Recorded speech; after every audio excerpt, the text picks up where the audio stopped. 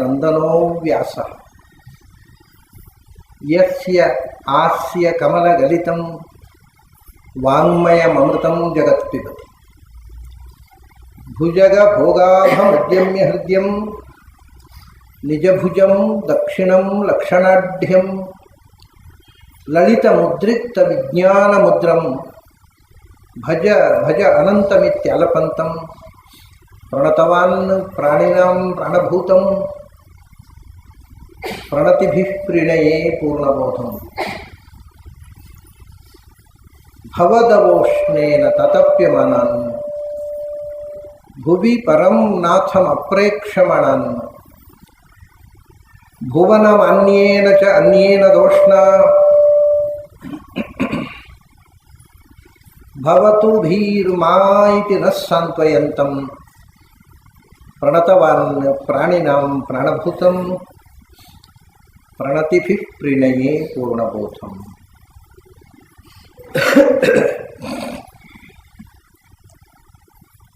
ನನ್ನ ಅಧ್ಯಾತ್ಮ ಬಂಧುಗಳೇ, ಪ್ರಾಣಾಗ್ನಿ ಸೂಕ್ತ ಅಥವಾ ಬಳಿತ್ಥ ಸೂಕ್ತ ಅಂತ ಪ್ರಸಿದ್ಧವಾದಂಥ ವಾಯುಸ್ತುತಿ ರೂಪವಾಗಿರ್ತಕ್ಕ ಸೂಕ್ತದ ಮೊದಲನೆಯ ಸಾಲಿನಲ್ಲಿ ಪ್ರಾಣದೇವರು ಬಲಜ್ಞಾನ ಸ್ವರೂಪರು ಮತ್ತು ಭಗವಂತನನ್ನು ಸದಾ ಹೃದಯದಲ್ಲಿ ಹೊತ್ತುಕೊಂಡವರು, ಹೃದಯದಲ್ಲಿ ಮಾತ್ರ ಅಲ್ಲ ಅಥವಾ ಭಗವಂತನ ವಾಹನವಾಗಿ ಭಗವಂತನನ್ನು ಹೆಗಲಲ್ಲಿ ಹೊತ್ತವರು ಮತ್ತು ನಮ್ಮನ್ನು ಭಗವಂತನಡೆಗೆ ಕೊಂಡೊಯ್ಯುವವರು ಮತ್ತು ಪಾತಕಿಗಳಿಗೆ ಭರ್ಜನ ಸಂಹಾರ ಶಕ್ತಿಯಾಗಿ ನಿಂತವರು. ಅಂಥ ವಾಯುದೇವರ ಅವತಾರ ರೂಪಗಳು ಅಷ್ಟೇ ಜ್ಞಾನಬಲ ಸ್ವರೂಪ ಆದವುಗಳು. ಇಷ್ಟನ್ನು ಮೊದಲನೇ ಸಾಲು ಹೇಳಿತು. ಎರಡನೇ ಸಾಲಿನಲ್ಲಿ ಮತ್ತು ಮೂರನೇ ಸಾಲು ನಾಲ್ಕನೇ ಸಾಲುಗಳಲ್ಲಿ ಆಂಜನೇಯ, ಭೀಮ ಮತ್ತು ಮಧ್ವಾವತಾರದ ಕಥೆಯನ್ನು ಹೇಳ್ತಾರೆ. ಎರಡನೇ ಸಾಲು ಆ ಮೊದಲನೆಯ ಶ್ಲೋಕದ ಉತ್ತರಾರ್ಧ, ನಾನು ಬಳಿತ್ಥ ತದ್ ವಪುಷೇ ಧಾಯಿ ದರ್ಶತಂ ದೇವಸ್ಯ ಭರ್ಗಃ ಸಹಸಃ ಯತಃ ಜನಿ. ಅದರ ನಂತರ ಆಂಜನೇಯ ಅವತಾರದ ಕಥೆಯನ್ನು ಯದೀಮುಪಹ್ವರತೆ ಸಾಧತೆ ಮತಿಃ ಋತಸ್ಯ ಧೇನಾಃ ಅನಯಂತ ಸಶ್ರುತಃ. ಇದು ಮುಂದಿನ ಮಾತು. ಯತ್ ಯತ್ ಅಂದರೆ ಯಾವ ಯಾವ ಯಾವ ಹಿಂದೆ ವಪುಹು ಅಂತ ಹೇಳ್ಯಾರ. ವಪುಹು ಅಂದರೆ ಅವತಾರ. ಯಾವ ಅವತಾರ? ಯದೀಂ ಯಾವ ಅವತಾರ ಮಾತ್ರವೇ. ಈಂ ಅನ್ನುವಂಥದ್ದು ಸಂಸ್ಕೃತದಲ್ಲಿ ಇವತ್ತು ನೀವು ನೋಡ್ತಕ್ಕಂಥ ಲೌಕಿಕ ಸಂಸ್ಕೃತದಲ್ಲಿ ಈಂ ಅನ್ನತಕ್ಕಂಥ ಶಬ್ದವನ್ನು ಬಳಸುವುದಿಲ್ಲ. ಇನ್ನು ಇವತ್ತು ಚಾಲ್ತಿಯಲ್ಲಿರುವಂಥದ್ದು ಏವ ಅಂತ. ಚಾಲ್ತಿಯಲ್ಲಿರುವ ಏವ ಅನ್ನುವುದಕ್ಕೆ ಏನರ್ಥವೋ ವೇದದ ಈಂ ಅನ್ನೋದಕ್ಕೂ ಅದೇ ಅರ್ಥ. ಯದೀಂ ಅಂದರೆ ಯದೇವ ಯಾವ ಅವತಾರ ರೂಪ ಮಾತ್ರವೇ. ಏನು ಮಾಡಿದೆ? ಏನು? ಯದೀಂ ಮತಿ. ಯಾವ ರೂಪ ಅದು? ಮತಿ. ಮತಿ ಶಬ್ದ ವಾಚ್ಯವಾದ ರೂಪ ಅದು. ಇದು ನಮ್ಮ ಹೊಸ್ತು. ಮತಿ ಅಂತ ಹೆಸರನ್ನ ಯಾವ ರೂಪವು? ಯಾವುದೂ ಆಗಬಹುದು. ಯಾಕೆಂದರೆ ಇವರು ದಶಮತಿಗಳು, ಆಚಾರ್ಯರು ದಶಮತಿಗಳು. ಅದರಿಂದ ಮತಿಯಿಂದ ನಾಮೈಕ ದೇಶಗ್ರಹಣ ಆಗಬಹುದು. ಭೀಮನು ಅವನು ಭೀಮ ಅಂದರೆ ಭೀ ಅಂದರೆ ಭರಣಾತ್ ಭೀ, ಮಾ ಅಂದರೆ ಜ್ಞಾನ, ಜ್ಞಾನವನ್ನು ಭರಣ ಮಾಡಿದ ಮತಿ ಜ್ಞಾನ ಸ್ವರೂಪನೇ. ಭೀಮನೂ ಮತಿ ಆಗಬಹುದು, ಹನುಮಂತನೂ ಆಗಬಹುದು. ಯಾಕೆಂದರೆ ಹನುಮಾನ್ ಅಂದರೆ ಹನುಮಾನ್ ಅನ್ನುವ ಶಬ್ದ, ಈ ಶಬ್ದದ ಅರ್ಥ ಏನು ಅಂತ, ಹನ ಅಂತ ಒಂದು ಧಾತು ಇದೆ ಸಂಸ್ಕೃತದಲ್ಲಿ. ಆ ಹನ ಧಾತುವಿನಿಂದ ನಿಷ್ಪನ್ನವಾದದ್ದು ಹನು ಶಬ್ದ. ಅದಕ್ಕೆ ಮತ್ತು ಪ್ರತ್ಯಯ ಮಾನ್. ಹನು ಅಂದರೆ ಏನು? ಹನ ಹಿಂಸಾ ಗತ್ಯೋ ಅಂತ ಧಾತು. ಹಂತಿ ಇತಿ ಹನುಹು. ಹನ ಧಾತುವಿನ ರೂಪ ಹಂತಿ ಅಂತ. ಅದಕ್ಕೆ ನಮಗೆ ಈಗ ಚಾಲ್ತಿಯಲ್ಲಿರೋ ಅರ್ಥ ಹಂತಿ ಅಂದರೆ ಹಿಂಸೆ ಕೊಡ್ತಾನೆ ಅಥವಾ ಕೊಲ್ತಾನೆ. ಹನನ ಅಂದರೆ ಕೊಲ್ಲುವುದು ಅಂತ. ಆದರೆ ಅಷ್ಟೇ ಅರ್ಥ ಅಲ್ಲ, ಅದಕ್ಕೆ ಎರಡು ಅರ್ಥ ಇದೆ. ಒಂದು ಹಿಂಸಾ, ಅದು ಈಗ ಬಳಕೆಯಲ್ಲಿರುವ ಹಿಂಸೆ ಮಾಡುವುದು, ನಾಶ ಮಾಡುವುದು, ಘಾಸಿಗೊಳಿಸುವುದು, ಕೊಲ್ಲುವುದು ಎಲ್ಲ. ಇನ್ನೊಂದು ಅರ್ಥ ಗತಿ. ಗತಿ ಅಂದರೆ to go is to know. ಹೋಗುವುದು ಅಂದರೆ ತಿಳ್ಕೊಳ್ಳೋದು ಅಂತ ಅರ್ಥ. ಸಂಸ್ಕೃತದಲ್ಲಿ ಯಾವ ಯಾವ ಧಾತುಗಳು ಹೋಗುವುದು ಅನ್ನುವ ಟು ಗೋ ಅನ್ನುವ ಅರ್ಥದಲ್ಲಿವೆ ಅವು ಎಲ್ಲಕ್ಕೂ ಟು ನೋ ಅನ್ನುವ ಅರ್ಥವೂ ಇದೆ. ಇದು ವ್ಯಾಕರಣದ ನಿಯಮ ಸಂಸ್ಕೃತ ಭಾಷೆಯಲ್ಲಿ. ಇಂಗ್ಲೀಷ್ನಲ್ಲಿ ಇಲ್ಲ ನೋಡಿ. ಇಂಗ್ಲೀಷ್ನಲ್ಲಿ to know is not to go but to understand. ಇದ್ದಲ್ಲೇ ಕೆಳಕ್ಕೆ ಹೋಗಿ ನಿಂತುಬಿಡೋದು, ಮೇಲೆ ಹೋಗಲಿಕ್ಕೂ ಇಲ್ಲ. ಆದರೆ ಇದು ಮುಂದಕ್ಕೆ ಹೋಗುವುದು ಜ್ಞಾನ. ಅಲ್ಲೇ ಕೆಳಕ್ಕೆ ಕುಸಿದು ಕೂಡುವುದು. Understanding is not knowledge, to understand. ಆದರೆ to go is to know. ಸರ್ವೇ ಗತ್ಯರ್ಥಾ ಜ್ಞಾನಾರ್ಥ. ಗತಿ ಅಂದರೆ ಅವಗತಿ, ಅವಗತಿ ಅಂದರೆ ಜ್ಞಾನ. ಅದರಿಂದ ಹನ ಧಾತುವಿಗೆ ಜ್ಞಾನ ಅಂತ ಅರ್ಥ. ಹಂತಿ ಅಂದರೆ ತಿಳಿದವನು, ತಿಳಿಯುತ್ತಾನೆ, ಎಲ್ಲವನ್ನೂ ತಿಳಿಯುತ್ತಾನೆ ಯಾರೋ ಅವನು. ಹನುಹು ಅಂದರೆ ಜ್ಞಾನ ಅಂತ ಅರ್ಥ. ಹನ ಧಾತುವಿನಿಂದ ಹುಟ್ಟಿದ್ದು. ಹನ ಶಬ್ದ ಗತಿವಾಚಕ. ಗತಿ ಅಂದರೆ ಜ್ಞಾನ, ಅವಗತಿ. ಅದರಿಂದ ಹನುಹು ಅಂದರೆ ಜ್ಞಾನ. ಹನುಮಾನ್ ಅಂದರೆ ಜ್ಞಾನವುಳ್ಳವನು. ಇದು ಹನು ಅಂದರೆ ಎಲ್ಲರೂ ದವಡೆ, ಊದಿದ ದವಡೆ ಉಳ್ಳವನು. ಅದು ಯಾವ ಕೋತಿ ಆಗೋದಿಲ್ಲ, ಆಂಜನೇಯ ಮಾತ್ರ. ಊದಿದ ದವಡೆ ಇರುವವರೆಲ್ಲ ಹನುಮಂತ ಆಗುವುದಿದ್ದರೆ ಎಲ್ಲ ಕೋತಿಗಳು ಹನುಮಂತ ಆಗಬಹುದು. ಅಥವಾ ಏನಾದರೂ ಪಾಪ ಆ ಮಾಡಬಾರದು ಕೆಲಸ ಮಾಡಿ ಈ ಹೆಣ್ಮಕ್ಳ ಕೈಯಲ್ಲಿ ದವಡೆ ಬಾರಿಸಿಕೊಂಡವರು ಹನುಮಂತ ಆಗಬಹುದು. ಆದರೆ ಹನುಮಂತನಿಗೆ ಯಾಕೆ ಹನುಮಾನ ಹೆಸರು ಅಂದರೆ ಅದರ ಅರ್ಥ ಊದಿದ ದವಡೆ ಉಳ್ಳವನು ಅಂತಲ್ಲ, ಅಸಾಧಾರಣವಾದ ಜ್ಞಾನವುಳ್ಳವನು ಅಂತ. ಅದನ್ನೇ ಮತಿಹಿ, ಜ್ಞಾನ. ಆ ಜ್ಞಾನ ಉಳ್ಳವನು ಅಷ್ಟೇ ಅಲ್ಲ, ಜ್ಞಾನ ಸ್ವರೂಪ. ಹಾಗಾಗಿ ಹನುಮಾನ್ ಅನ್ನೋ ಶಬ್ದವನ್ನೇ ಪರ್ಯಾಯವಾಗಿ ಮತಿ ಅನ್ನೋ ಶಬ್ದದಿಂದ ಬಳಸಿದ್ದಾರೆ ವೇದದಲ್ಲಿ. ಹಾಗಾಗಿ ಮತಿ ಅಂದರೆ ಹನುಮಂತನೂ ಆಗಬಹುದು, ಭೀಮನೂ ಆಗಬಹುದು, ದಶಪ್ರಮತಿಯೂ ಆಗಬಹುದು, ಯಾರೂ ಆಗಬಹುದು. ಮುಖ್ಯತಃ ಇದು ಹನುಮಂತನ ಅವತಾರದ ಕಥೆಯನ್ನು ಹೇಳ್ತಕ್ಕಂಥ ಸಾಲು.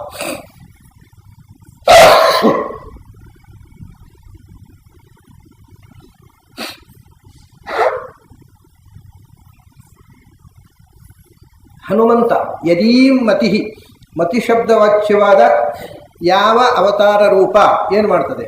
ಉಪಹ್ವರತೆ ಸಾಧತೆ ಋತಸ್ಯ ಧೇನಾ ಅನಯಂತ ಸಸ್ರುತಃ.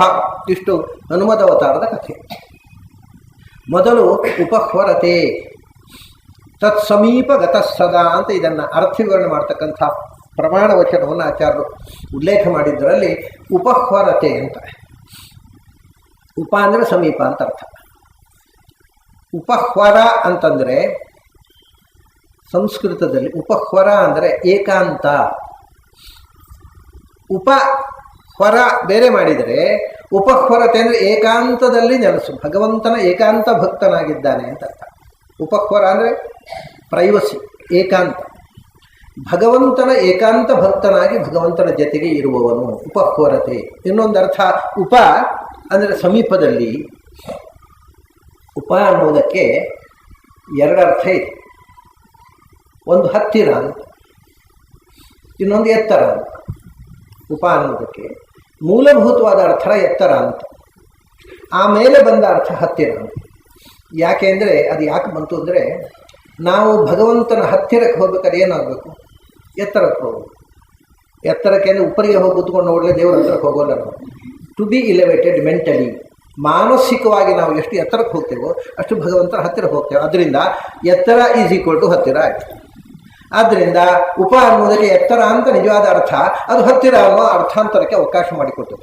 ಉಪ ಅನ್ನೋದಕ್ಕೆ ನೀವು ನೋಡಿದರೆ ಪ್ರಪಂಚದಲ್ಲಿ ಎಲ್ಲಿಯೂ ಉಪಶಬ್ದಕ್ಕೆ ಹತ್ತಿರ ಅಂತ ಅರ್ಥ ಇಲ್ಲ, ಎತ್ತರ ಅಂತ ಅರ್ಥ ಇದೆ. ಇಂಗ್ಲೀಷ್ನಲ್ಲಿ ಅಪ್ಪು, ಉಪವೇ ಅಪ್ಪಾದ. ಅವರು ಬರೆಯೋದು ಉಪ ಅಂತಲೇ, ಯು ಪಿ ಅಂತಲೇ. ಉಪ್ಪು ಅಂತ ಹೇಳೋಲ್ಲ, ಅಪ್ಪು ಅಂತ ಹೇಳ್ತಾರೆ ಅಷ್ಟೇ. ಅದು ಏನಾದರೂ ಅಪಸ್ವರದಲ್ಲಿ ಹೇಳಿದರೆ ಅದು ಇಂಗ್ಲೀಷ್ ಆಗೋದು. ಇದ್ದದಿದ್ದಾಗ ಓದಿದರೆ ಇಂಗ್ಲೀಷ್ ಆಗೋಲ್ಲ. ಅದು ಅದನ್ನು ಕೆಟ್ಟದಾಗ ಪ್ರೊನೌನ್ಸ್ ಮಾಡಿದ್ರೆ ಇಂಗ್ಲೀಷ್ ಆಗುತ್ತೆ. ಇನ್ನು ಸಂಸ್ಕೃತವನ್ನು ಸ್ಯಾನ್ಸ್ಕ್ರಿಟ್ ಅಂತ ಹೇಳಿ ಇಂಗ್ಲೀಷ್ ಆಗುತ್ತೆ. ಸ್ವಚ್ಛವಾಗಿ ಸಂಸ್ಕೃತ ಅಂತ ಹೇಳಿದರೆ ಸ್ಯಾನ್ಸ್ಕ್ರಿಟ್ ಅಂದರೆ ಏನಾದರೂ ವಿಕೃತವಾಗಿ ಹೇಳಬೇಕು. ನಾಲಿಗೆ ಹೊರಡದವರ ಭಾಷೆ, ಅವರಿಗೆ ಸರಿಯಾಗಿ ನಾಲಿಗೆ ಹೊರಡೋಲ್ಲ. ಆದ್ದರಿಂದ ಏನು ಶಬ್ದವನ್ನು ವಿಕೃತವಾಗಿ ಹೇಳ್ಬೋದು. ಅಪ್ಪು ಅಂದರು, ಉಪರ ಅಂತಿದೆ ಮೇಲೆ ಇರೋವನು, ಅಪ್ಪರ್ ಅಂದರು, ಉಪರ ಅಪ್ಪರ್, ಉಪ ಅಪ್ಪು. ಅದು ಇಂಗ್ಲೀಷ್ನಲ್ಲೇ ಆಗಬೇಕು. ಅದೇ ನೀವು ಜರ್ಮನಿಗೆ ಹೋದರೆ ಜರ್ಮನ್ ಭಾಷೆಯಲ್ಲಿ ಅದನ್ನು ಎತ್ತರ ಅಂತ ಹೇಳೋದಕ್ಕೆ ಓಬೆರ್ ಅಂತಾರೆ. ಅದೇ ಉಪರ, ಅಲ್ಲಿ ಉಪರ ಅಪ್ಪರ್ ಓಬೆರ್ ಆಯಿತು. ಅಲ್ಲಿ ಹಿಂದಿಯಲ್ಲಿ ಊಪರ್ ಆಯಿತು, ಕನ್ನಡದಲ್ಲಿ ಉಪ್ಪರಿಗೆ ಆಯಿತು. ನೀವು ಯಾವ ಭಾಷೆ ತಗೊಂಡ್ರು ಅಪ್ಪ, ಅಪ್ಪು ಅಥವಾ ಉಪ ಅನ್ನುವಂಥದ್ದು ಎತ್ತರ ಅನ್ನೋ ಅರ್ಥವನ್ನು ಹೇಳ್ತಾರೆ. ಕ್ರಮೇಣ ಅದು ಹತ್ತಿರ ಅನ್ನುವ ಅರ್ಥ ಬಂತು. ಹತ್ತಿರ ಅನ್ನೋದ್ರ ನಂತರ ಕಡೆಗೆ ಸಬ್ ಅಂತ ಅನ್ನುವ ಅರ್ಥ, ಸಬಾರ್ಡಿನೇಟ್ ಅನ್ನುವ ಅರ್ಥ ಬಂತು. ಉಪಸಂಪಾದಕ, ಉಪನದಿ ಅಂದರೆ ಸಬಾರ್ಡಿನೇಟ್ ರಿವರ್, ಸಬಾರ್ಡಿನೇಟ್ ಎಡಿಟರ್ ಅಂತ ಅನ್ನುವ ಅರ್ಥ, ಸಬ್ ಅನ್ನುವ ಅರ್ಥ ಬಂತು. ವಸ್ತುತಃ ಉಪ ಅನ್ನೋದಕ್ಕೆ ಸಬ್ ಅನ್ನೋದು ಮೂಲಭೂತ ಅರ್ಥ ಅಲ್ಲ, ಅಪ್ಪ ಅನ್ನೋದು ಮೂಲಭೂತ ಅರ್ಥ. ಹಾಗಾಗಿ ಉಪ ಅಂದರೆ ಅದು, ಆದರೆ ಎತ್ತರಕ್ಕೆ ಹೋಗುವುದು ಕೊನೆ ನಾ ಹೇಳಿದೆ, ಎತ್ತರಕ್ಕೆ ಹೋಗುವುದು ಅಂದ್ರೆ ದೇವರ ವಿಷಯದಲ್ಲಿ, ಎತ್ತರಕ್ಕೆ ಹೋಗುವುದು ಅಂದ್ರೆ ಹತ್ತಿರಕ್ಕೆ ಹೋಗುವುದು ಅಂದ್ರೆ ಒಂದೇ. ಅದರಿಂದ ಹನುಮಂತ ಎತ್ತರಕ್ಕೇರಿದ. ಎಷ್ಟು ಎತ್ತರಕ್ಕೇರಿದ? ಭಗವಂತನ ಹತ್ತಿರಕ್ಕೆ ಹೋಗುವಷ್ಟು ಎತ್ತರಕ್ಕೇರಿದ. ಉಪಹ್ವರತೆ, ಭಗವಂತನ ಸಮೀಪದಲ್ಲಿ, ಸದಾ ಭಗವಂತನ ಸಮೀಪದಲ್ಲಿ ಇರಬೇಕು ಅಂದರೆ ಸದಾ ಎತ್ತರದಲ್ಲಿ ಇರಬೇಕು.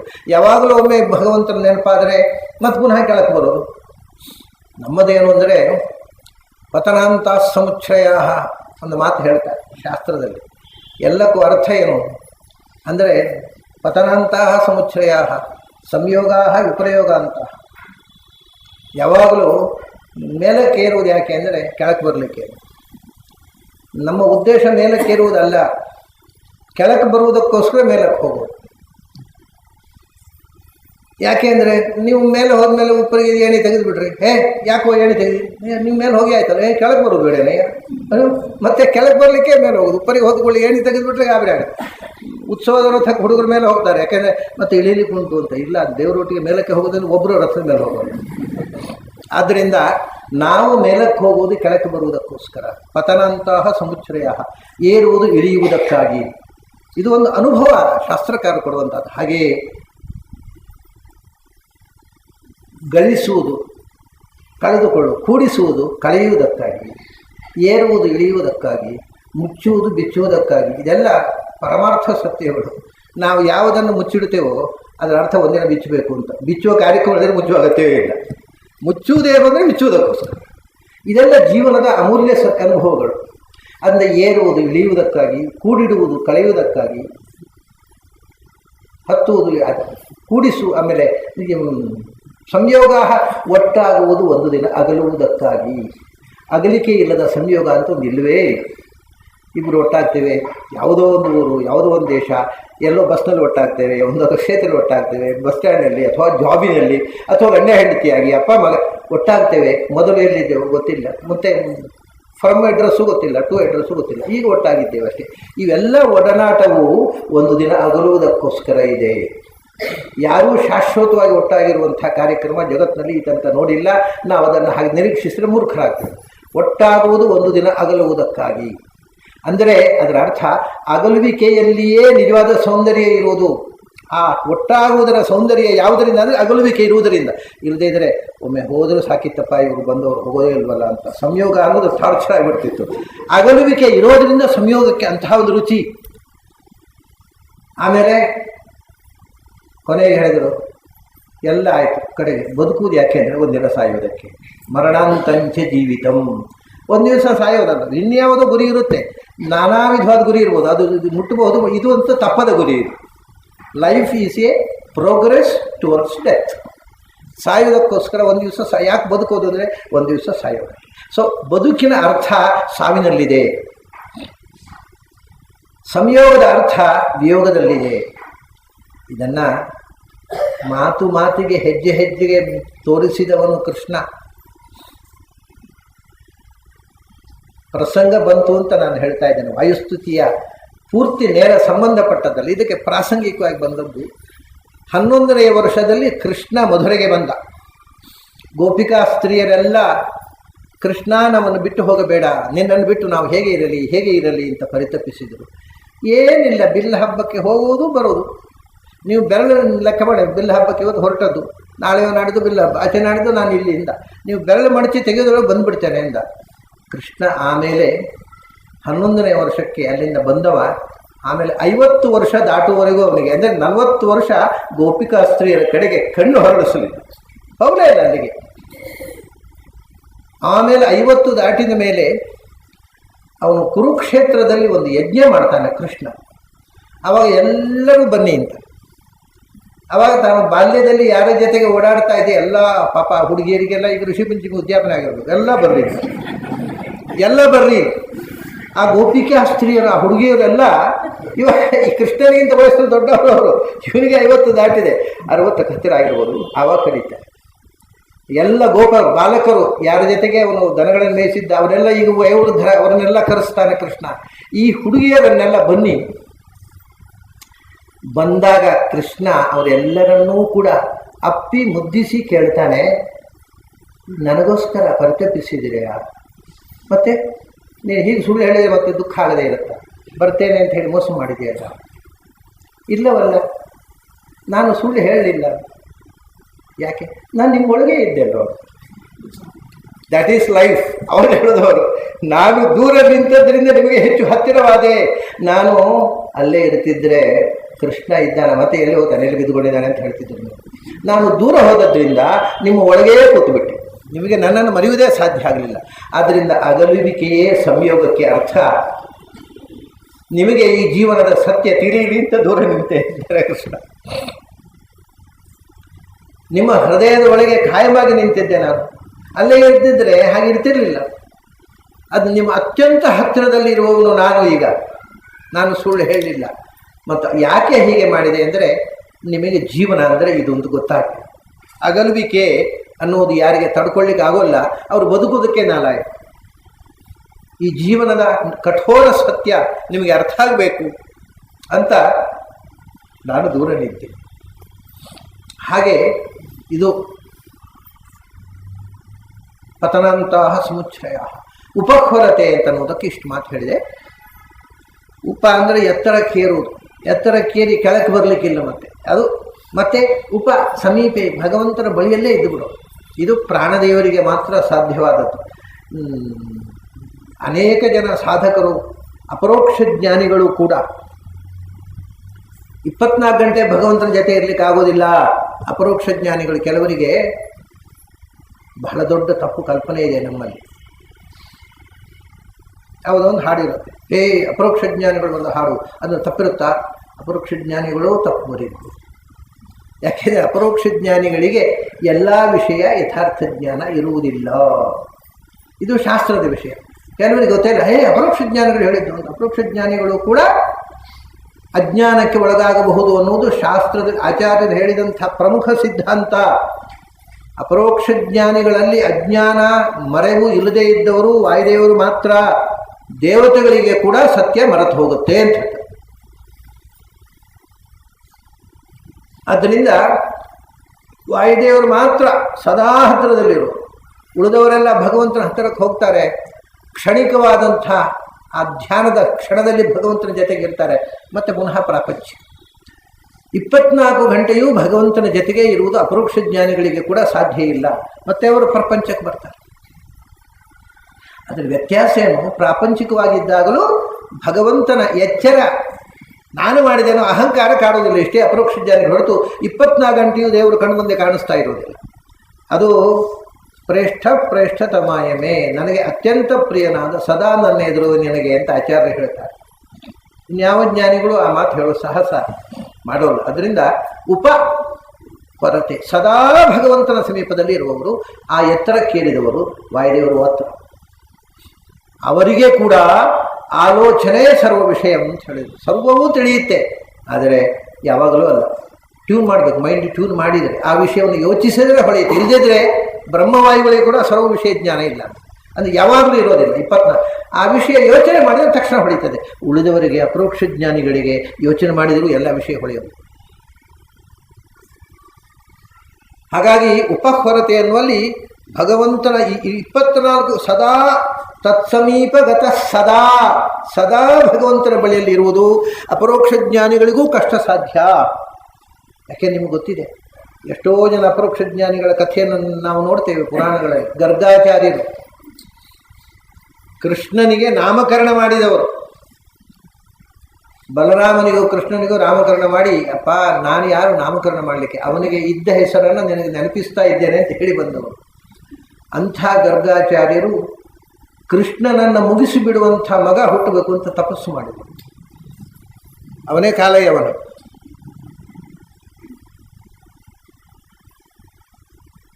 ಒಂದು ಕ್ಷಣಿಕವಾದ, ಅದು ಹೇಗೆ ಅಂತಂದರೆ, ಅದು ಯಾಕೆ ಅಪರೋಕ್ಷ ಜ್ಞಾನಿಗಳಿಗೆ ಹೇಗೆ ಅಜ್ಞಾನ ಬರುತ್ತೆ ಅಂತ ನೀವು ಕೇಳಬಹುದು. ಈ ಅಜ್ಞಾನ ಅಥವಾ ಅದಕ್ಕೆ ತಮೋ ಗುಣದ ಆವೇಶ ಅಂತ ಹೇಳ್ತಾರೆ. ತಮೋ ಗುಣದ ಆವೇಶ ಅಂದರೆ ಒಂದು ಆಸುರಿ ಶಕ್ತಿ ನಮ್ಮೊಳಗೆ ಬಂದು ನಮ್ಮನ್ನು ತನ್ನ ಸ್ವಾಧೀನಕ್ಕೆ ತೆಗೆದುಕೊಳ್ಳೋದು. ಈ ಗರ ಬಡಿದವರು ಅಂತ ಪಿಶಾಚಿ ಮೈ ಮೇಲೆ ಬರೋದು, ದೆವ್ವ ಬಂದವರು, ಆ ದೆವ್ವ ಬಂದವರಿಗೆ ತಾವು ಏನು ಮಾಡ್ತೇವೆ ಅನ್ನೋದು ಗೊತ್ತಿರೋದಿಲ್ಲ. ಹಾಗೆ ಅಪರೋಕ್ಷ ಜ್ಞಾನಿಯ ಚೇತನವನ್ನು ಒಂದು ದುಷ್ಟಶಕ್ತಿ ತನ್ನ ಹಿಡಿತಕ್ಕೆ ತಗೊಂಡ್ಬಿಡುತ್ತೆ. ತಾವು ಏನು ಮಾಡ್ತೇವೆ ಅನ್ನೋದು ಅವರಿಗೆ ಗೊತ್ತಿರೋದಿಲ್ಲ. ತನಗೆ ಬೇಕಾದ ಹಾಗೆ ಅದು ಮಾಡ್ಕೊಂಡು ಹೋಗುತ್ತೆ. ಇರದೇ ಒಬ್ಬ ಭಗವಂತನನ್ನು ಅಪರೋಕ್ಷ ಜ್ಞಾನದಿಂದ ಕಂಡವನು ಕೃಷ್ಣನ್ ಇಲ್ಲ ಅಂತ ಮಾಡಬೇಕು ಅಂತ ಅವನು ತಪಸ್ಸು ಮಾಡೋದು ಅಂತ ಉಂಟು. ಹಾಗೆ ತಪಸ್ಸು ಮಾಡಿ ಆ ವರ ಪಡೆದ ಮೇಲೆ ಪಶ್ಚಾತ್ತಾಪ ಅಂದರೆ ಅಸುರ ಹೊರ ಮೇಲೆ ಅಯ್ಯೋ ದೇವರೇ ನಾನು ಹೀಗೆ ಮಾಡಿಬಿಟ್ಟೆನಲ್ಲ.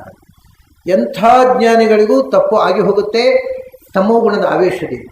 ಅಂದರೆ ತಮೋಗುಣದ ಆವೇಶ ಅಂದರೆ ಯಾವುದೋ ಒಬ್ಬ ಅಸುರ ಶಕ್ತಿ ಅಲ್ಲಿ ಬಂದು ಸೇರ್ಕೊಂಡ್ಬಿಟ್ಟು ಅದನ್ನು ತನ್ನ ಸ್ವಾಧೀನ ತಗೊಂಡ್ಬಿಡ್ತಾನೆ ಆ ದೇಹವನ್ನು. ಆ ಅಸುರ ಹೊರಟು ಹೋದ ಮೇಲೆ ಪಶ್ಚಾತ್ತಾಪ. ಇದು ದೇವತೆಗಳಿಗೆ ಋಷಿಗಳಿಗೂ ಆಗುತ್ತೆ, ಮನುಷ್ಯರ ಕಥೆ ಏನು. ಹಾಗಾಗಿ ಸದಾ ಭಗವಂತನ ಜೊತೆಗಿರೋದು ವಾಯುದೇವರಿಗೆ. ಯಾಕೆಂದರೆ ಅವರಿಗೆ ಆಖಣಾಶ್ಮ ಅಂತ ಹೆಸರು ಉಪನಿಷತ್ನಲ್ಲಿ.